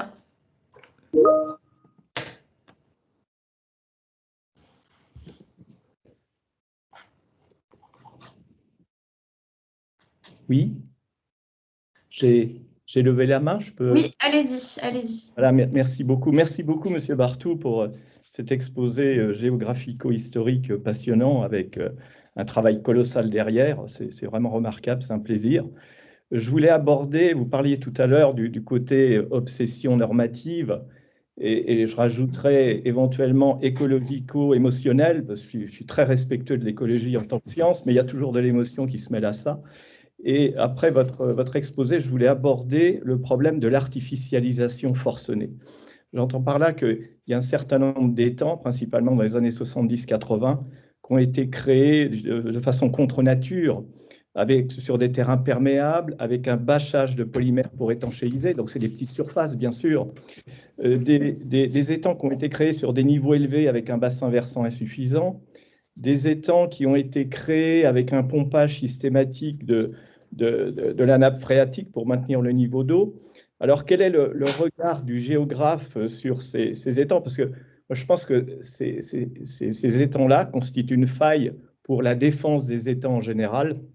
Et puis, il n'est pas impossible que le ministère de l'écologie vous demande une étude sur le niveau d'artificialisation, je dirais, de certains étangs contre nature qui pourraient aboutir à une décision quant à leur existence. Est-ce que vous avez quelques données? Vous avez visité de nombreux étangs en France. Est-ce que vous avez quelques données chiffrées sur le niveau d'artificialisation forcenée, je dirais, parce que quand on met une bâche au fond d'un étang, après, si on n'entretient pas, la bâche est trouée par les rongeurs, et puis on tombe dans des zones humides qui sont abandonnées, et donc il y a peut-être une menace administrative sur ces étangs-là. Bon, merci. Merci pour votre question. Alors, donner des chiffres derrière, je ne pourrais pas, parce que même si j'en ai fait quand même pas mal, j'ai fait à peu près 15 000 étangs sur le terrain, ce n'est pas représentatif de toutes les régions, et donc forcément mon impression est peut-être alors trop limosino-centrée, parce que j'ai fait ma thèse sur ce territoire, et donc la majeure partie des étangs que j'ai pu voir sont là. même si il y a d'autres régions que j'ai visitées. Je n'ai pas assez, par exemple, visité les Pays de la Loire, je n'ai pas assez visité la Lorraine, où on est sur des types de plans d'eau différents, et donc ça serait beaucoup trop restrictif. Alors, la difficulté sémantique, c'est à peu près la même que pour les cours d'eau, et en fait, c'était un problème qu'on en avait rencontré dans la thèse de Camille Millot, qui a soutenu en 2015, si je ne dis pas de bêtises, sur les dérivations des temps. Cours d'eau ou pas cours d'eau. Et en fait, elle prêchait, et là je suis entièrement d'accord avec elle, pour qu'il y ait trois classes en fait. Il y a cours d'eau permanent, et c'est un vrai cours d'eau, point. Il y a l'absence de cours d'eau, pour X raisons. Et puis il y a les cours d'eau intermittents. Et en fait, ces cours d'eau intermittents posent un énorme problème ensuite de gestion, parce qu'ils ont un fonctionnement qui n'est pas constant à l'échelle de l'année, et notamment pendant l'été, ils ne coulent pas, sauf lors des orages. Et donc derrière, ça pose un certain nombre de problèmes de gestion vis-à-vis des réglementations en place, notamment le terme de continuité. Si un étang est installé dessus, il va être alimenté par le cours d'eau une partie de l'année, mais pas une autre partie de l'année. Donc est-il sur cours d'eau? Oui, une partie de l'année, mais pas l'autre partie. Or, à quel moment l'étang joue un rôle, entre guillemets, négatif sur le cours d'eau? C'est le moment où il n'y a plus d'eau dans le cours d'eau. Et donc, c'est très compliqué ensuite à faire admettre par les différentes parties que c'est très très loin d'être simple. Mais vraiment très très loin d'être simple. Et donc, elle plaidait pour ça, avoir 3 types de cours d'eau. Cours d'eau permanent, cours d'eau intermittent, absence de cours d'eau. Et ça serait beaucoup plus simple en termes de gestion. Et du coup, ça rejoint votre question.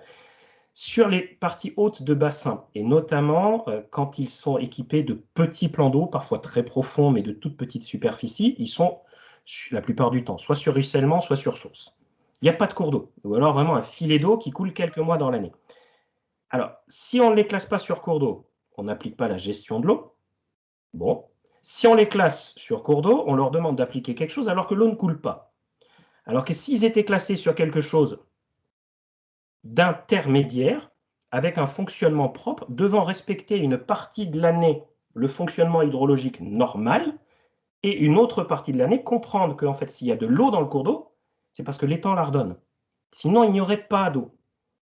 Et donc, appeler ces petites retenues étangs, c'est problématique aussi. L'étang, classiquement en France, c'est le grand étang piscicole ou de chasse. Voilà. Déjà ensuite, on va dire à la fin du Moyen-Âge et à l'époque moderne, on a des étangs qui ont été construits sur moulins, notamment dans les parties amont des cours d'eau où on n'avait pas suffisamment d'eau dans le cours d'eau pour permettre à la roue de fonctionner toute l'année. Donc, pour les villageois, hein, en étant simpliste, c'est pas le même fonctionnement, puisque le but n'est pas piscicole. Même si on y a adjoint du poisson, c'est la force motrice. Bon, ça reste une retenue d'eau. Les caractéristiques morphologiques ressemblent à celles d'un étang. Est-ce que c'est un étang? Pas sûr. Et les petites retenues que l'on a créées actuellement, on en a certaines à qui on a donné un vocable particulier, retenues collinaires, quand elles sont supposées être déconnectées. Je dis bien supposées parce que dès que ça déborde, ça rejoint le continuum hydrographique, si on peut appeler ça un continuum. Mais on n'a pas de système de vidange et théoriquement, il n'y a pas de poissons. Je dis théoriquement parce que le nombre de fois où j'ai vu des poissons dans des retenues collinaires, c'est assez flagrant. Et puis dernièrement, on a les bassines. Et là, effectivement, on est sur une question différente à mon sens, parce que tous ceux dont on parle auparavant, ils récupèrent l'eau de pluie, soit directement, soit par ruissellement. Les bassines, elles, c'est un pompage. Et donc, c'est une autre question. À mon avis, on est vraiment sur quelque chose de complètement différent. Mettre les bassines dans le même sac que les étangs, c'est se compliquer grandement la tâche. On est sur 2 choses différentes qui doivent être traitées à part parce que ce ne sont pas les mêmes logiques. Même si derrière, ça se rapproche des retenues collinaires en termes notamment d'irrigation agricole, on est bien d'accord. La même finalité économique, mais pas du tout le même fonctionnement hydrologique. Et la difficulté, c'est que déjà en France, on a un vocabulaire riche par rapport à l'anglais, moins riche que d'autres langues, mais que la législation européenne est faite en anglais. Et que donc, il y a 2 termes, lake, pond, naturel, artificiel, point. Nous, déjà, c'est un petit peu plus varié, mais on pourrait faire encore plus, hein, comme par exemple les Allemands qui distinguent les tailles chez les Weiher avec les artificiels et les naturels, parce qu'ils ont de vrais étangs naturels aussi. C'est peut-être quelque chose à creuser, mais je comprends notamment pour celles et ceux qui ont une valorisation économique d'un étang, alors soit remis en eau depuis 50 ans, soit qui a plusieurs centaines d'années, font des surtitres, font des entitres, etc. C'est pas du tout le même fonctionnement qu'une petite retenue de 1500 mètres carrés en amont d'un bassin. On est bien d'accord. Pour autant, comme le terme étang n'existe pas au niveau de l'administration, bah, ils sont traités de la même manière. Très bien, merci beaucoup.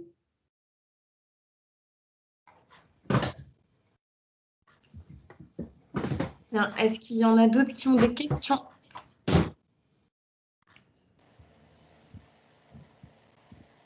Oui, allez-y, Monsieur Masson. Activez votre micro avant de parler. Merci pour ce message. Gérard Masson, Université de Lorraine. Je m'intéresse aux étangs en tant que biologiste. Et je travaille aussi avec les pisciculteurs. Donc, je suis membre de la filière d'aquaculture du Grand Est. Et finalement, mon regard sur votre exposé, finalement, vous apportez un nombre considérable d'informations qui ne sont pas accessibles aisément, et vous posez finalement le problème de, comment dire, des petites mains qui ont disparu pour faire la collecte des données. Et elles étaient présentes auparavant dans les administrations. Bien. Je souhaiterais finalement m'exprimer sur la notion de typologie. Est-ce qu'il ne serait pas, finalement, vous abordez beaucoup d'éléments qui sont liés à des échelles administratives, la commune, le département. Est-ce qu'il ne serait pas judicieux aussi d'y adjoindre la notion de bassin versant, de bassin d'alimentation et de relief? Parce que finalement, on voit bien à travers vos éléments de recensement qu'il y a parfois un petit peu de géologie et de perméabilité, qu'il y a aussi des bassins hydrologiques qui vont être différents. On nous parle de couloirs avec les affluents, et c'est vrai que la capacité de l'homme à construire des plans d'eau, eh bien, elle est tributaire de cette ressource en eau, de cette perméabilité et des reliefs. Comment vous voyez comment dire, une prolongation à ces échelles-là? Merci pour la question. Alors en fait, je l'ai fait, sauf que je ne l'ai pas présenté là. C'est justement comme je l'ai tourné au niveau du qui, quoi, quand, comment récupérer des données, en fait, ça dépend des échelles administratives, et donc je l'ai fait en présentant à partir d'échelles administratives de toute petite taille, les communes, alors j'aurais pu le faire par région aussi, hein, je l'ai déjà fait. Et en fait, dans mon HDR, donc l'habilitation à diriger des recherches que j'ai soutenue en 2015, elle est centrée autour d'un concept, le territoire limnique. Et ce territoire limnique, il peut à la fois être administratif, hydrologique, géologique, climatique, culturel. Et en fait, je commençais à proposer en fait des zonages. Et alors, comme c'est un territoire, il y a la question d'appropriation par les populations. Donc, le volet culturel doit être pris en compte. Un zonage en France à partir des étangs et des mares. Je ne l'ai pas proposé là. Et en fait, je découpe les communes. Hein. C'est-à-dire que on a des découpages de bassins topographiques, on a des découpages sur la nature de la roche, sur l'imperméabilité de la roche, sur la présence à très faible profondeur d'une nappe accessible pour l'homme qui de fait limite le besoin de création de retenues artificielles en surface, etc. Et je l'avais fait en 2 étapes. La première étape était bien avancée, même s'il faut que je la perfectionne. C'était le potentiel d'accueil naturel, dépendant des critères uniquement que l'on retrouve dans la bibliographie internationale. Climatologie, roches, dépôts superficiels, nappes, bassins, et perméabilité, avec des critères positifs et des critères négatifs dans cette approche. Je peux vous projeter la carte s'il y a besoin, il faut juste que je la retrouve.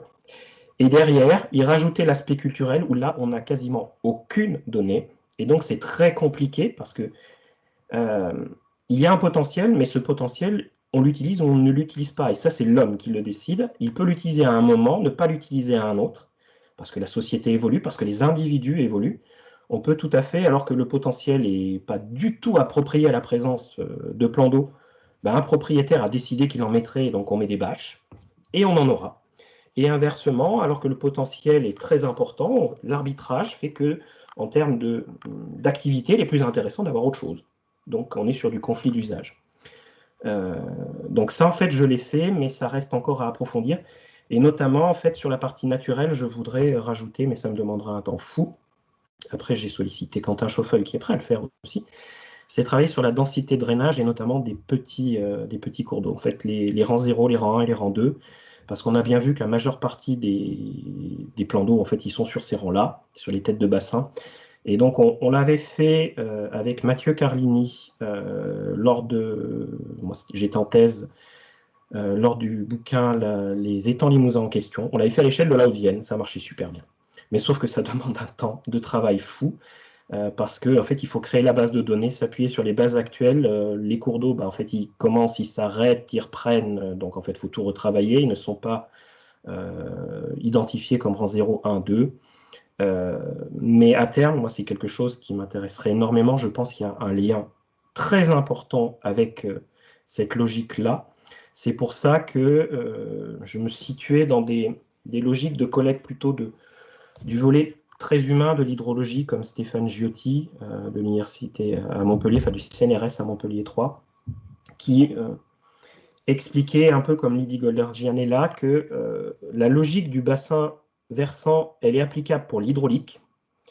Par contre, en termes de gestion, 2 têtes de bassin fonctionnent similairement, 2 avals de bassin fonctionnent de manière identique, mais ils sont déconnectés. Il y a une déconnexion entre amont et aval.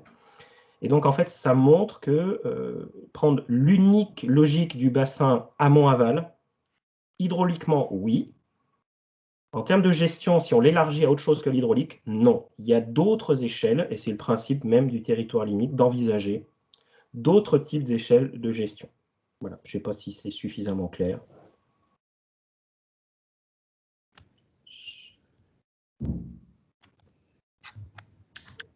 Vous aviez répondu, Monsieur Masson, on ne vous a pas entendu. Oui, j'ai bien entendu la réponse et effectivement, je souhaiterais tout de même peut-être apporter un complément d'information ou un complément de question. Finalement, si l'on considère les grandes régions d'étangs piscicoles, donc la Dombe, la Brenne par exemple, on constate qu'il y a une très forte densité d'étangs. Si à l'inverse, on s'intéresse à la région Lorraine, on voit que les étangs appartiennent à des territoires dispersés, la Vosges, l'Argonne, etc. Et finalement, certains territoires d'étangs ont disparu parce qu'il y avait de moins en moins d'activités associées à ces étangs. Et donc, j'ai l'impression que plus la densité reste forte, plus l'activité est stabilisée. Et au contraire, lorsque les étangs sont peu représentés dans un territoire, ils sont plus exposés à un risque d'être ciblés par l'administration pour les voir disparaître. Quel est votre regard sur cet intérêt de connaître ou pas la densité des plans d'eau, le maintien finalement d'une activité économique parce qu'il y a une tradition, et quand on met un frein à cette tradition, à cette activité, eh bien, il y a un risque de voir ces étangs disparaître. Bien entendu, je rejoins votre classification des affluents, à savoir, y a-t-il de l'eau en permanence ou pas, mais c'est vrai aussi que les étangs de loisirs se sont inscrits en utilisant les eaux de source bien souvent.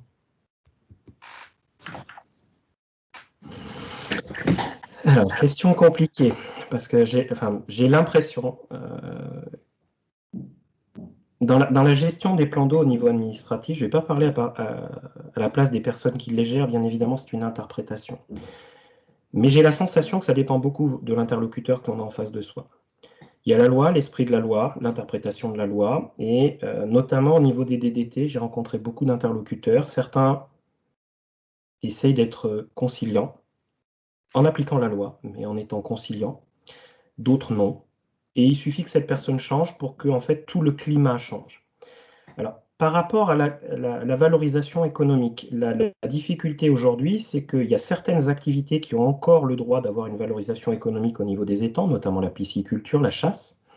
Et donc, comme il y a une rentabilité, il y a un pouvoir en face de dissuasion. Donc, effectivement, le nombre facilite grandement le pouvoir de pression auprès des instructeurs, tout simplement.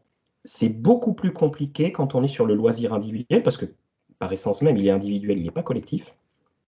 Et il est difficilement quantifiable. Le nombre de fois où j'entends il n'y a pas d'usage, Pour certains, c'est vrai, il n'y a pas d'usage. Enfin, pour la très grande partie, si, il y a un usage, mais sauf que ce n'est pas l'usage tel qu'on l'entend. C'est un usage une fois de temps en temps. C'est un usage récréatif, de bien-être. Et ça, dans ce que je connais, c'est ce qui est le plus attaqué aujourd'hui. Alors, le point que je connais le mieux, c'est le bassin de la Glane, qui est un affluent de la Vienne, en Haute-Vienne, qui est un des bassins qui a la plus forte densité d'étangs, qui est ciblé par le PTB Vienne depuis des années et des années pour détruire les étangs. Donc là, on n'est pas sur quelque chose, justement, où il y en a peu, c'est l'endroit où il y en avait le plus. Et c'est cette partie-là qui est vraiment ciblée aujourd'hui. Je cherche encore aujourd'hui les raisons, je ne les ai pas trouvées, elles existent peut-être, hein, mais en dehors de faire un modèle, en fait. Voilà, on a réussi à faire ça, mais je n'ai toujours pas trouvé pourquoi. Le pourquoi. Moi, c'est ça qui me dérange. Je peux comprendre plein de choses, mais j'aime bien comprendre le pourquoi en premier lieu.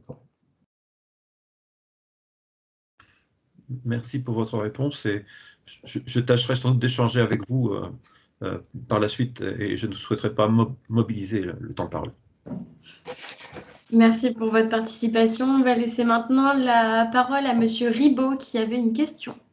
Oui, bonjour, Pascal Ribaud, filière aquacole Pays de la Loire. Je reviens sur votre présentation entre on va dire la corrélation ou non-corrélation entre l'évolution des temps et la qualité de l'eau. Peut-être vous savez, il y a un rapport sénatorial qui vient d'être fait sur la continuité écologique, reprenant un peu des arguments similaires en disant que la qualité de l'eau, c'est pas forcément la présence d'un étang dessus ou d'un moulin qui en est responsable et qu'il faut bien regarder dans chaque situation ce qui en est à l'origine. Est-ce que c'est un concours de circonstances ou est-ce que vous aviez échangé avec ces rapporteurs? Je n'ai jamais échangé avec ces rapporteurs. Ces travaux, je les ai publiés à 5 ans. Je l'ai fait sur la Vienne et sur le périmètre de la Creuse et j'arrive exactement aux mêmes conclusions. D'accord. Donc, j'espère que vous aurez des échanges, puisqu'une des remarques faites, ça correspond notamment à travailler avec plus les scientifiques pour comprendre ce qui se passe. Oui, mais ça, c'est souvent un vœu pieux, quelle que soit la discipline des scientifiques. C'est compliqué, c'est très compliqué. Enfin, moi, je sais que c'est... Comment dire? La neutralité scientifique est mise en défaut parce que le discours que l'on donne des travaux qui ont été menés ou que l'on a lus, de fait, est mis dans un parti et elle ne garde pas la neutralité au niveau des décideurs, alors qu'en fait, elle est neutre. C'est juste un constat, c'est un petit peu ce que disait Laurent Touchard la fois dernière. Il constate des hausses de température, il se garde bien de dire si c'est trop ou pas assez. C'est pas notre jugement, ça. C'est simplement, on constate. C'est comme on constate que telle espèce a remplacé telle autre, ou que les temps, notamment, en Lorraine, notamment, les travaux de Damien Banas, Juliette Gaillard, que je connais un petit peu, montrent que voilà, certains éléments sont filtrés par les sédiments, améliorent la qualité de l'eau, mais il faut certaines conditions. Ce n'est pas systématique. Donc, en fait, on a des résultats locaux approfondis, pas forcément à l'échelle de la France, et il y a toujours en fait une... Pour ma part, j'ai l'impression toujours d'être mis dans un camp, alors que mon but n'est absolument pas d'être mis dans un camp. C'est simplement apporter des éléments pour la discussion, et après c'est aux politiques de trancher. D'accord, peut-être aurez-vous des échanges, je ne sais pas, à suivre. Merci. Oui. Après, j'ai assisté à une réunion de l'Agence de l'eau Loire-Bretagne il y a quelques jours et il était raconté quelque chose de faux par rapport à l'évaporation, l'évapotranspiration. Il se trouve quand même qu'on a encadré un travail là-dessus extrêmement pertinent avec Laurent Touchard. Alors, il n'est qu'à un endroit, donc il n'est pas transposable partout, mais il a le mérite d'exister. Et il y a eu un lapsus du responsable de l'Agence de l'eau. Ah oui, ce document qui est... tendancieux. Ah, non, pardon, ce très bon document intéressant. Non, tendancieux. Bon, voilà, c'est-à-dire que c'est classé d'un côté parce que ça ne va pas dans le sens de l'existant. Oui, mais dans ces cas-là, il n'y a plus besoin de science, hein, quelle qu'elle soit. Bon, j'allais dire, pour vous remontrer le moral, le rapport du Sénat est du 30 mars, est donc très récent, n'était pas intégré sur sur cette conférence sur l'eau, hein, où nous nous sommes exprimés, on a vu effectivement les mêmes choses.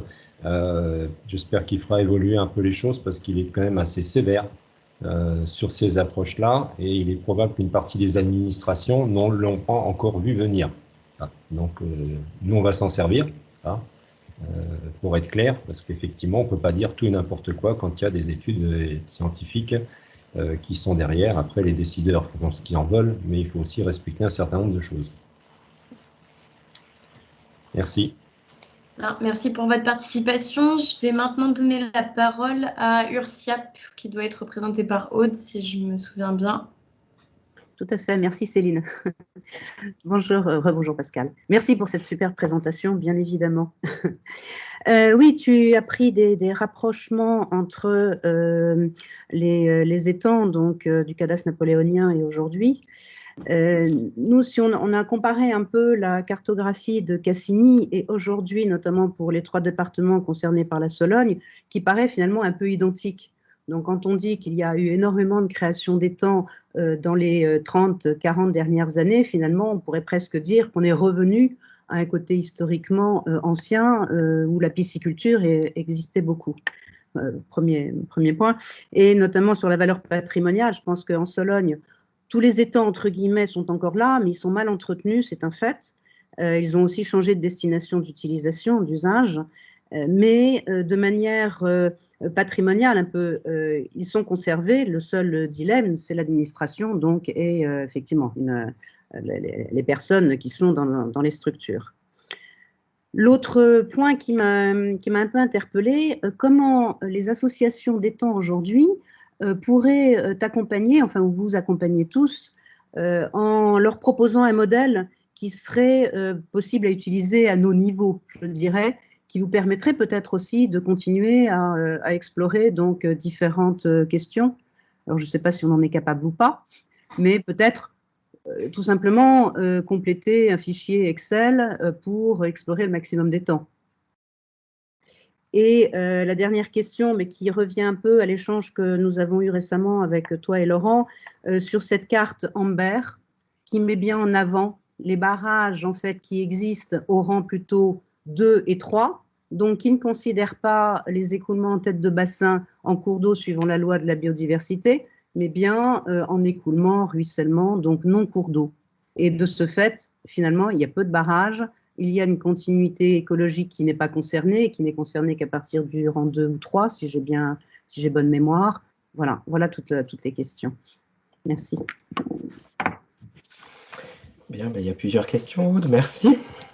Alors, pour tes 3, donc la première, oui, en fait, aujourd'hui, on a tendance à...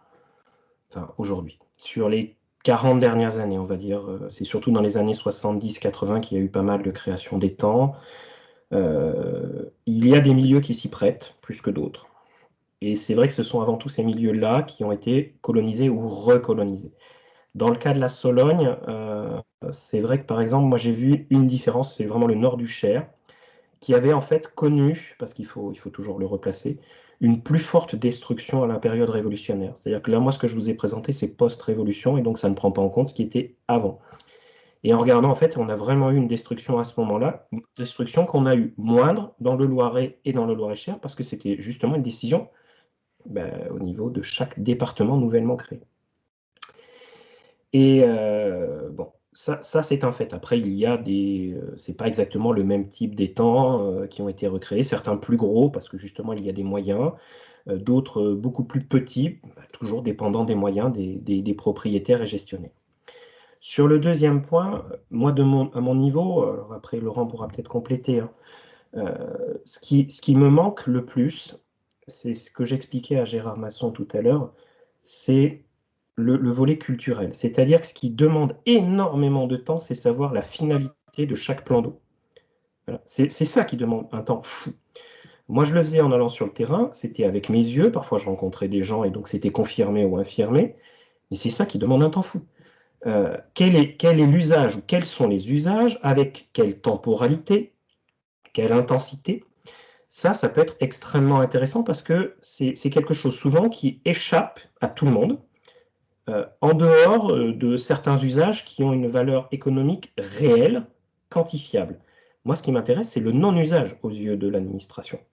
Et il y a eu des travaux extrêmement intéressants par Madame Le Bihan et Madame Lemoine, si je ne dis pas de bêtises, à l'Université de Nantes, sur ce non-usage des étangs. Et en fait, le non-usage serait économiquement parlant, serait plus intéressant que l'usage réel, notamment pour des plans d'eau de loisirs, qui sont considérés comme sans usage, alors qu'en fait, ils en ont.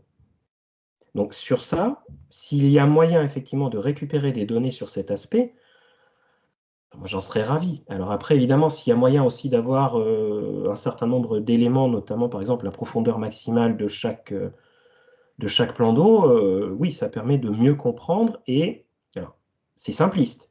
Mais en termes éventuellement de proposition, d'aménagement ou de gestion, c'est quelque chose qui est central. Vraiment. Ça ne demande pas forcément beaucoup de temps, mais c'est central. Donc, tu pourrais peut-être nous faire un modèle, finalement, un tableur Oui. que l'on pourrait transmettre et au choix que chaque... Et peut-être que le président, j'ai vu que le président des Temps de France était présent, peut-être que c'est à lui de prendre la relève sur ce sujet. Et pour ta dernière question sur la carte Amber, j'ai vu vos réactions avec Laurent là, depuis hier, mais comme j'étais occupé par la conférence, je ne l'ai pas regardé. Merci Pascal.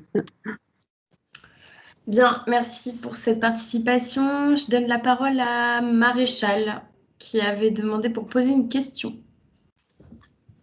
Et ça sera probablement la dernière de la conférence. Merci. Bon, je vais essayer d'être très rapide, ça va me changer. Merci Pascal, vraiment super. Bon, j'ai mis le petit commentaire tout à l'heure. Je voudrais revenir sur Monsieur Masson puis Monsieur Ribot, je crois. Monsieur Ribot a évoqué donc le Sénat. Alors on s'est permis. Ça fait quelque temps qu'on s'énerve un peu avec nos législateurs et gouvernants. Clairement, on a eu une très très bonne écoute. Nous avons une très bonne écoute avec le Sénat. Et ce qui est très bien tombé, c'est que ces diverses sollicitations qu'on a faites, notamment dans la commission économique, ont été en fait relayées par l'Archer lui-même, qui avait donc mandaté Chevrollier, je parle de ça il y a déjà quelques mois, hein, sur la biodiversité. On a été auditionné et là on s'est lâché en disant que nous avions certainement des torts, et ça reviendra un petit peu à ce que je dirais par rapport à M. Masson. Nous, gestionnaires des temps, pardon, je ne me suis pas présenté, hein. Nous avons certainement des torts, mais qu'en face de nous, on a un système qui n'est pas législatif, mais qui est dogmatique. Voilà. Et je fais un parallèle, en fait, c'était deux positions très dogmatiques, hein, nous, gestionnaires des temps d'un côté, et globalement, les rédacteurs du ministère de l'Environnement de l'autre côté. Manifestement, ça fait mouche. Nous, ce que nous avons demandé clairement à Monsieur Chevrollier, au sénateur Chevrollier, c'est d'avoir des éléments tangibles, scientifiques, voilà, qui nous permettent d'avancer. Si on n'a pas ça, on ne peut pas avancer dans notre lutte législative. Et je rebondis aussi donc sur ce qu'a dit M. Masson par rapport aux grandes évolutions sur les densités des temps, les destructions, etc. Mais vous venez de le reprendre, hein, Pascal. Effectivement, c'est l'usage des étangs. Un de nos gros problèmes, nous gestionnaires des temps, c'est que nos adhérents, malheureusement, sont pour bon nombre découragés et clairement abandonnent un peu, enfin c'est triste à dire, mais délaissent leur étang. On n'aime pas dire abandonner, mais délaissent leur étang. Et ça, c'est du pain béni pour l'administration. Je pense qu'il y aurait peut-être un lien à faire un jour, une étude, effectivement, entre ce non-usage et l'évolution des plans d'eau. Voilà, ça c'est important. Et donc une autre des réflexions qu'on mène, c'est effectivement les valeurs d'usage, les autres valeurs d'usage qui ne sont pas forcément piscicoles des étangs. Et effectivement, je rebondis sur ce qu'a dit Pascal. Je crois qu'il y a une étude qui date un petit peu, mais qui est néanmoins très fructueuse. C'est celle de Véronique Le Bihan. Même si l'étude, oui, je crois qu'elle a une dizaine d'années, est très intéressante sur les autres valeurs d'usage de l'étang. Voilà. Encore une fois, un grand merci, Pascal, pour tout ce que vous faites. Merci. Parfait, donc merci à tous. Ah, Monsieur Masson veut rebondir peut-être. Oui. C'est la dernière intervention. Je suis désolé Il y a pas mais de- effectivement, si l'on doit parler de biodiversité, il me semble qu'on ne doit pas ignorer, comment dire, le ressenti. On regarde les milieux aquatiques comme s'ils étaient naturels par essence. Et l'on va regarder les prairies comme des milieux d'intérêt pour la biodiversité. Or, l'homme en est le gestionnaire et le créateur. Et sans doute que nous devons nous intéresser à l'aspect paysager et au fait que l'homme a construit les systèmes pour en faire une valorisation. Et que finalement, si on considère que les cours d'eau sont uniquement des milieux naturels, alors il faut quitter l'Europe, ou en tout cas aller vers des milieux franchement sauvages. Oui. Donc, la biodiversité qui s'installe sur les étangs, elle est souvent une biodiversité qui a disparu de nos vallées, des grands cours d'eau, parce que l'homme en a fait d'autres usages. Donc, il faut comprendre que nous avons un découpage paysager qui permet le support, et c'est l'homme qui en est le créateur. Nous ne savons pas créer les espèces, mais nous manipulons les systèmes pour que la biodiversité s'y installe. Et il faut que les élus le comprennent, et il faut que le ministère de l'Agriculture se positionne et vienne contrebalancer les points de vue de l'environnement.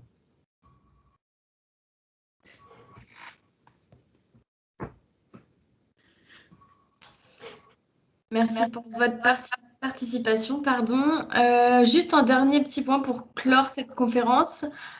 Donc, vous allez pouvoir retrouver cette conférence en replay sur notre chaîne YouTube. Juste en tapant Géolimno, vous allez nous trouver. Si jamais vous aviez des collègues ou même des personnes qui étaient intéressées, n'hésitez pas à leur partager. On est aussi sur les réseaux Facebook, Twitter et on a aussi un site internet Géolimno et vous pouvez adhérer à notre association sur Helloasso. Donc voilà, merci à tous d'avoir été présents et d'avoir participé à cette conférence. À bientôt. Merci à toi, Céline. Merci. Merci. Au revoir. Au revoir. Merci à tous. Au revoir. Merci Pascal. Au revoir. Au revoir. Au revoir. Au revoir.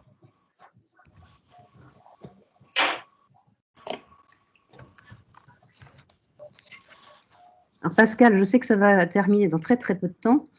Oui. Donc je t'appelle au bon, si je puis dire. Oui, cette question là, que l'on a évoquée avec Laurent Touchard, elle est primordiale aussi en fait pour la préservation des étangs dans le temps. C'est-à-dire que si l'administration dans certains départements, tu as parlé de l'EPTB justement de la Vienne, qui est vraiment drastique.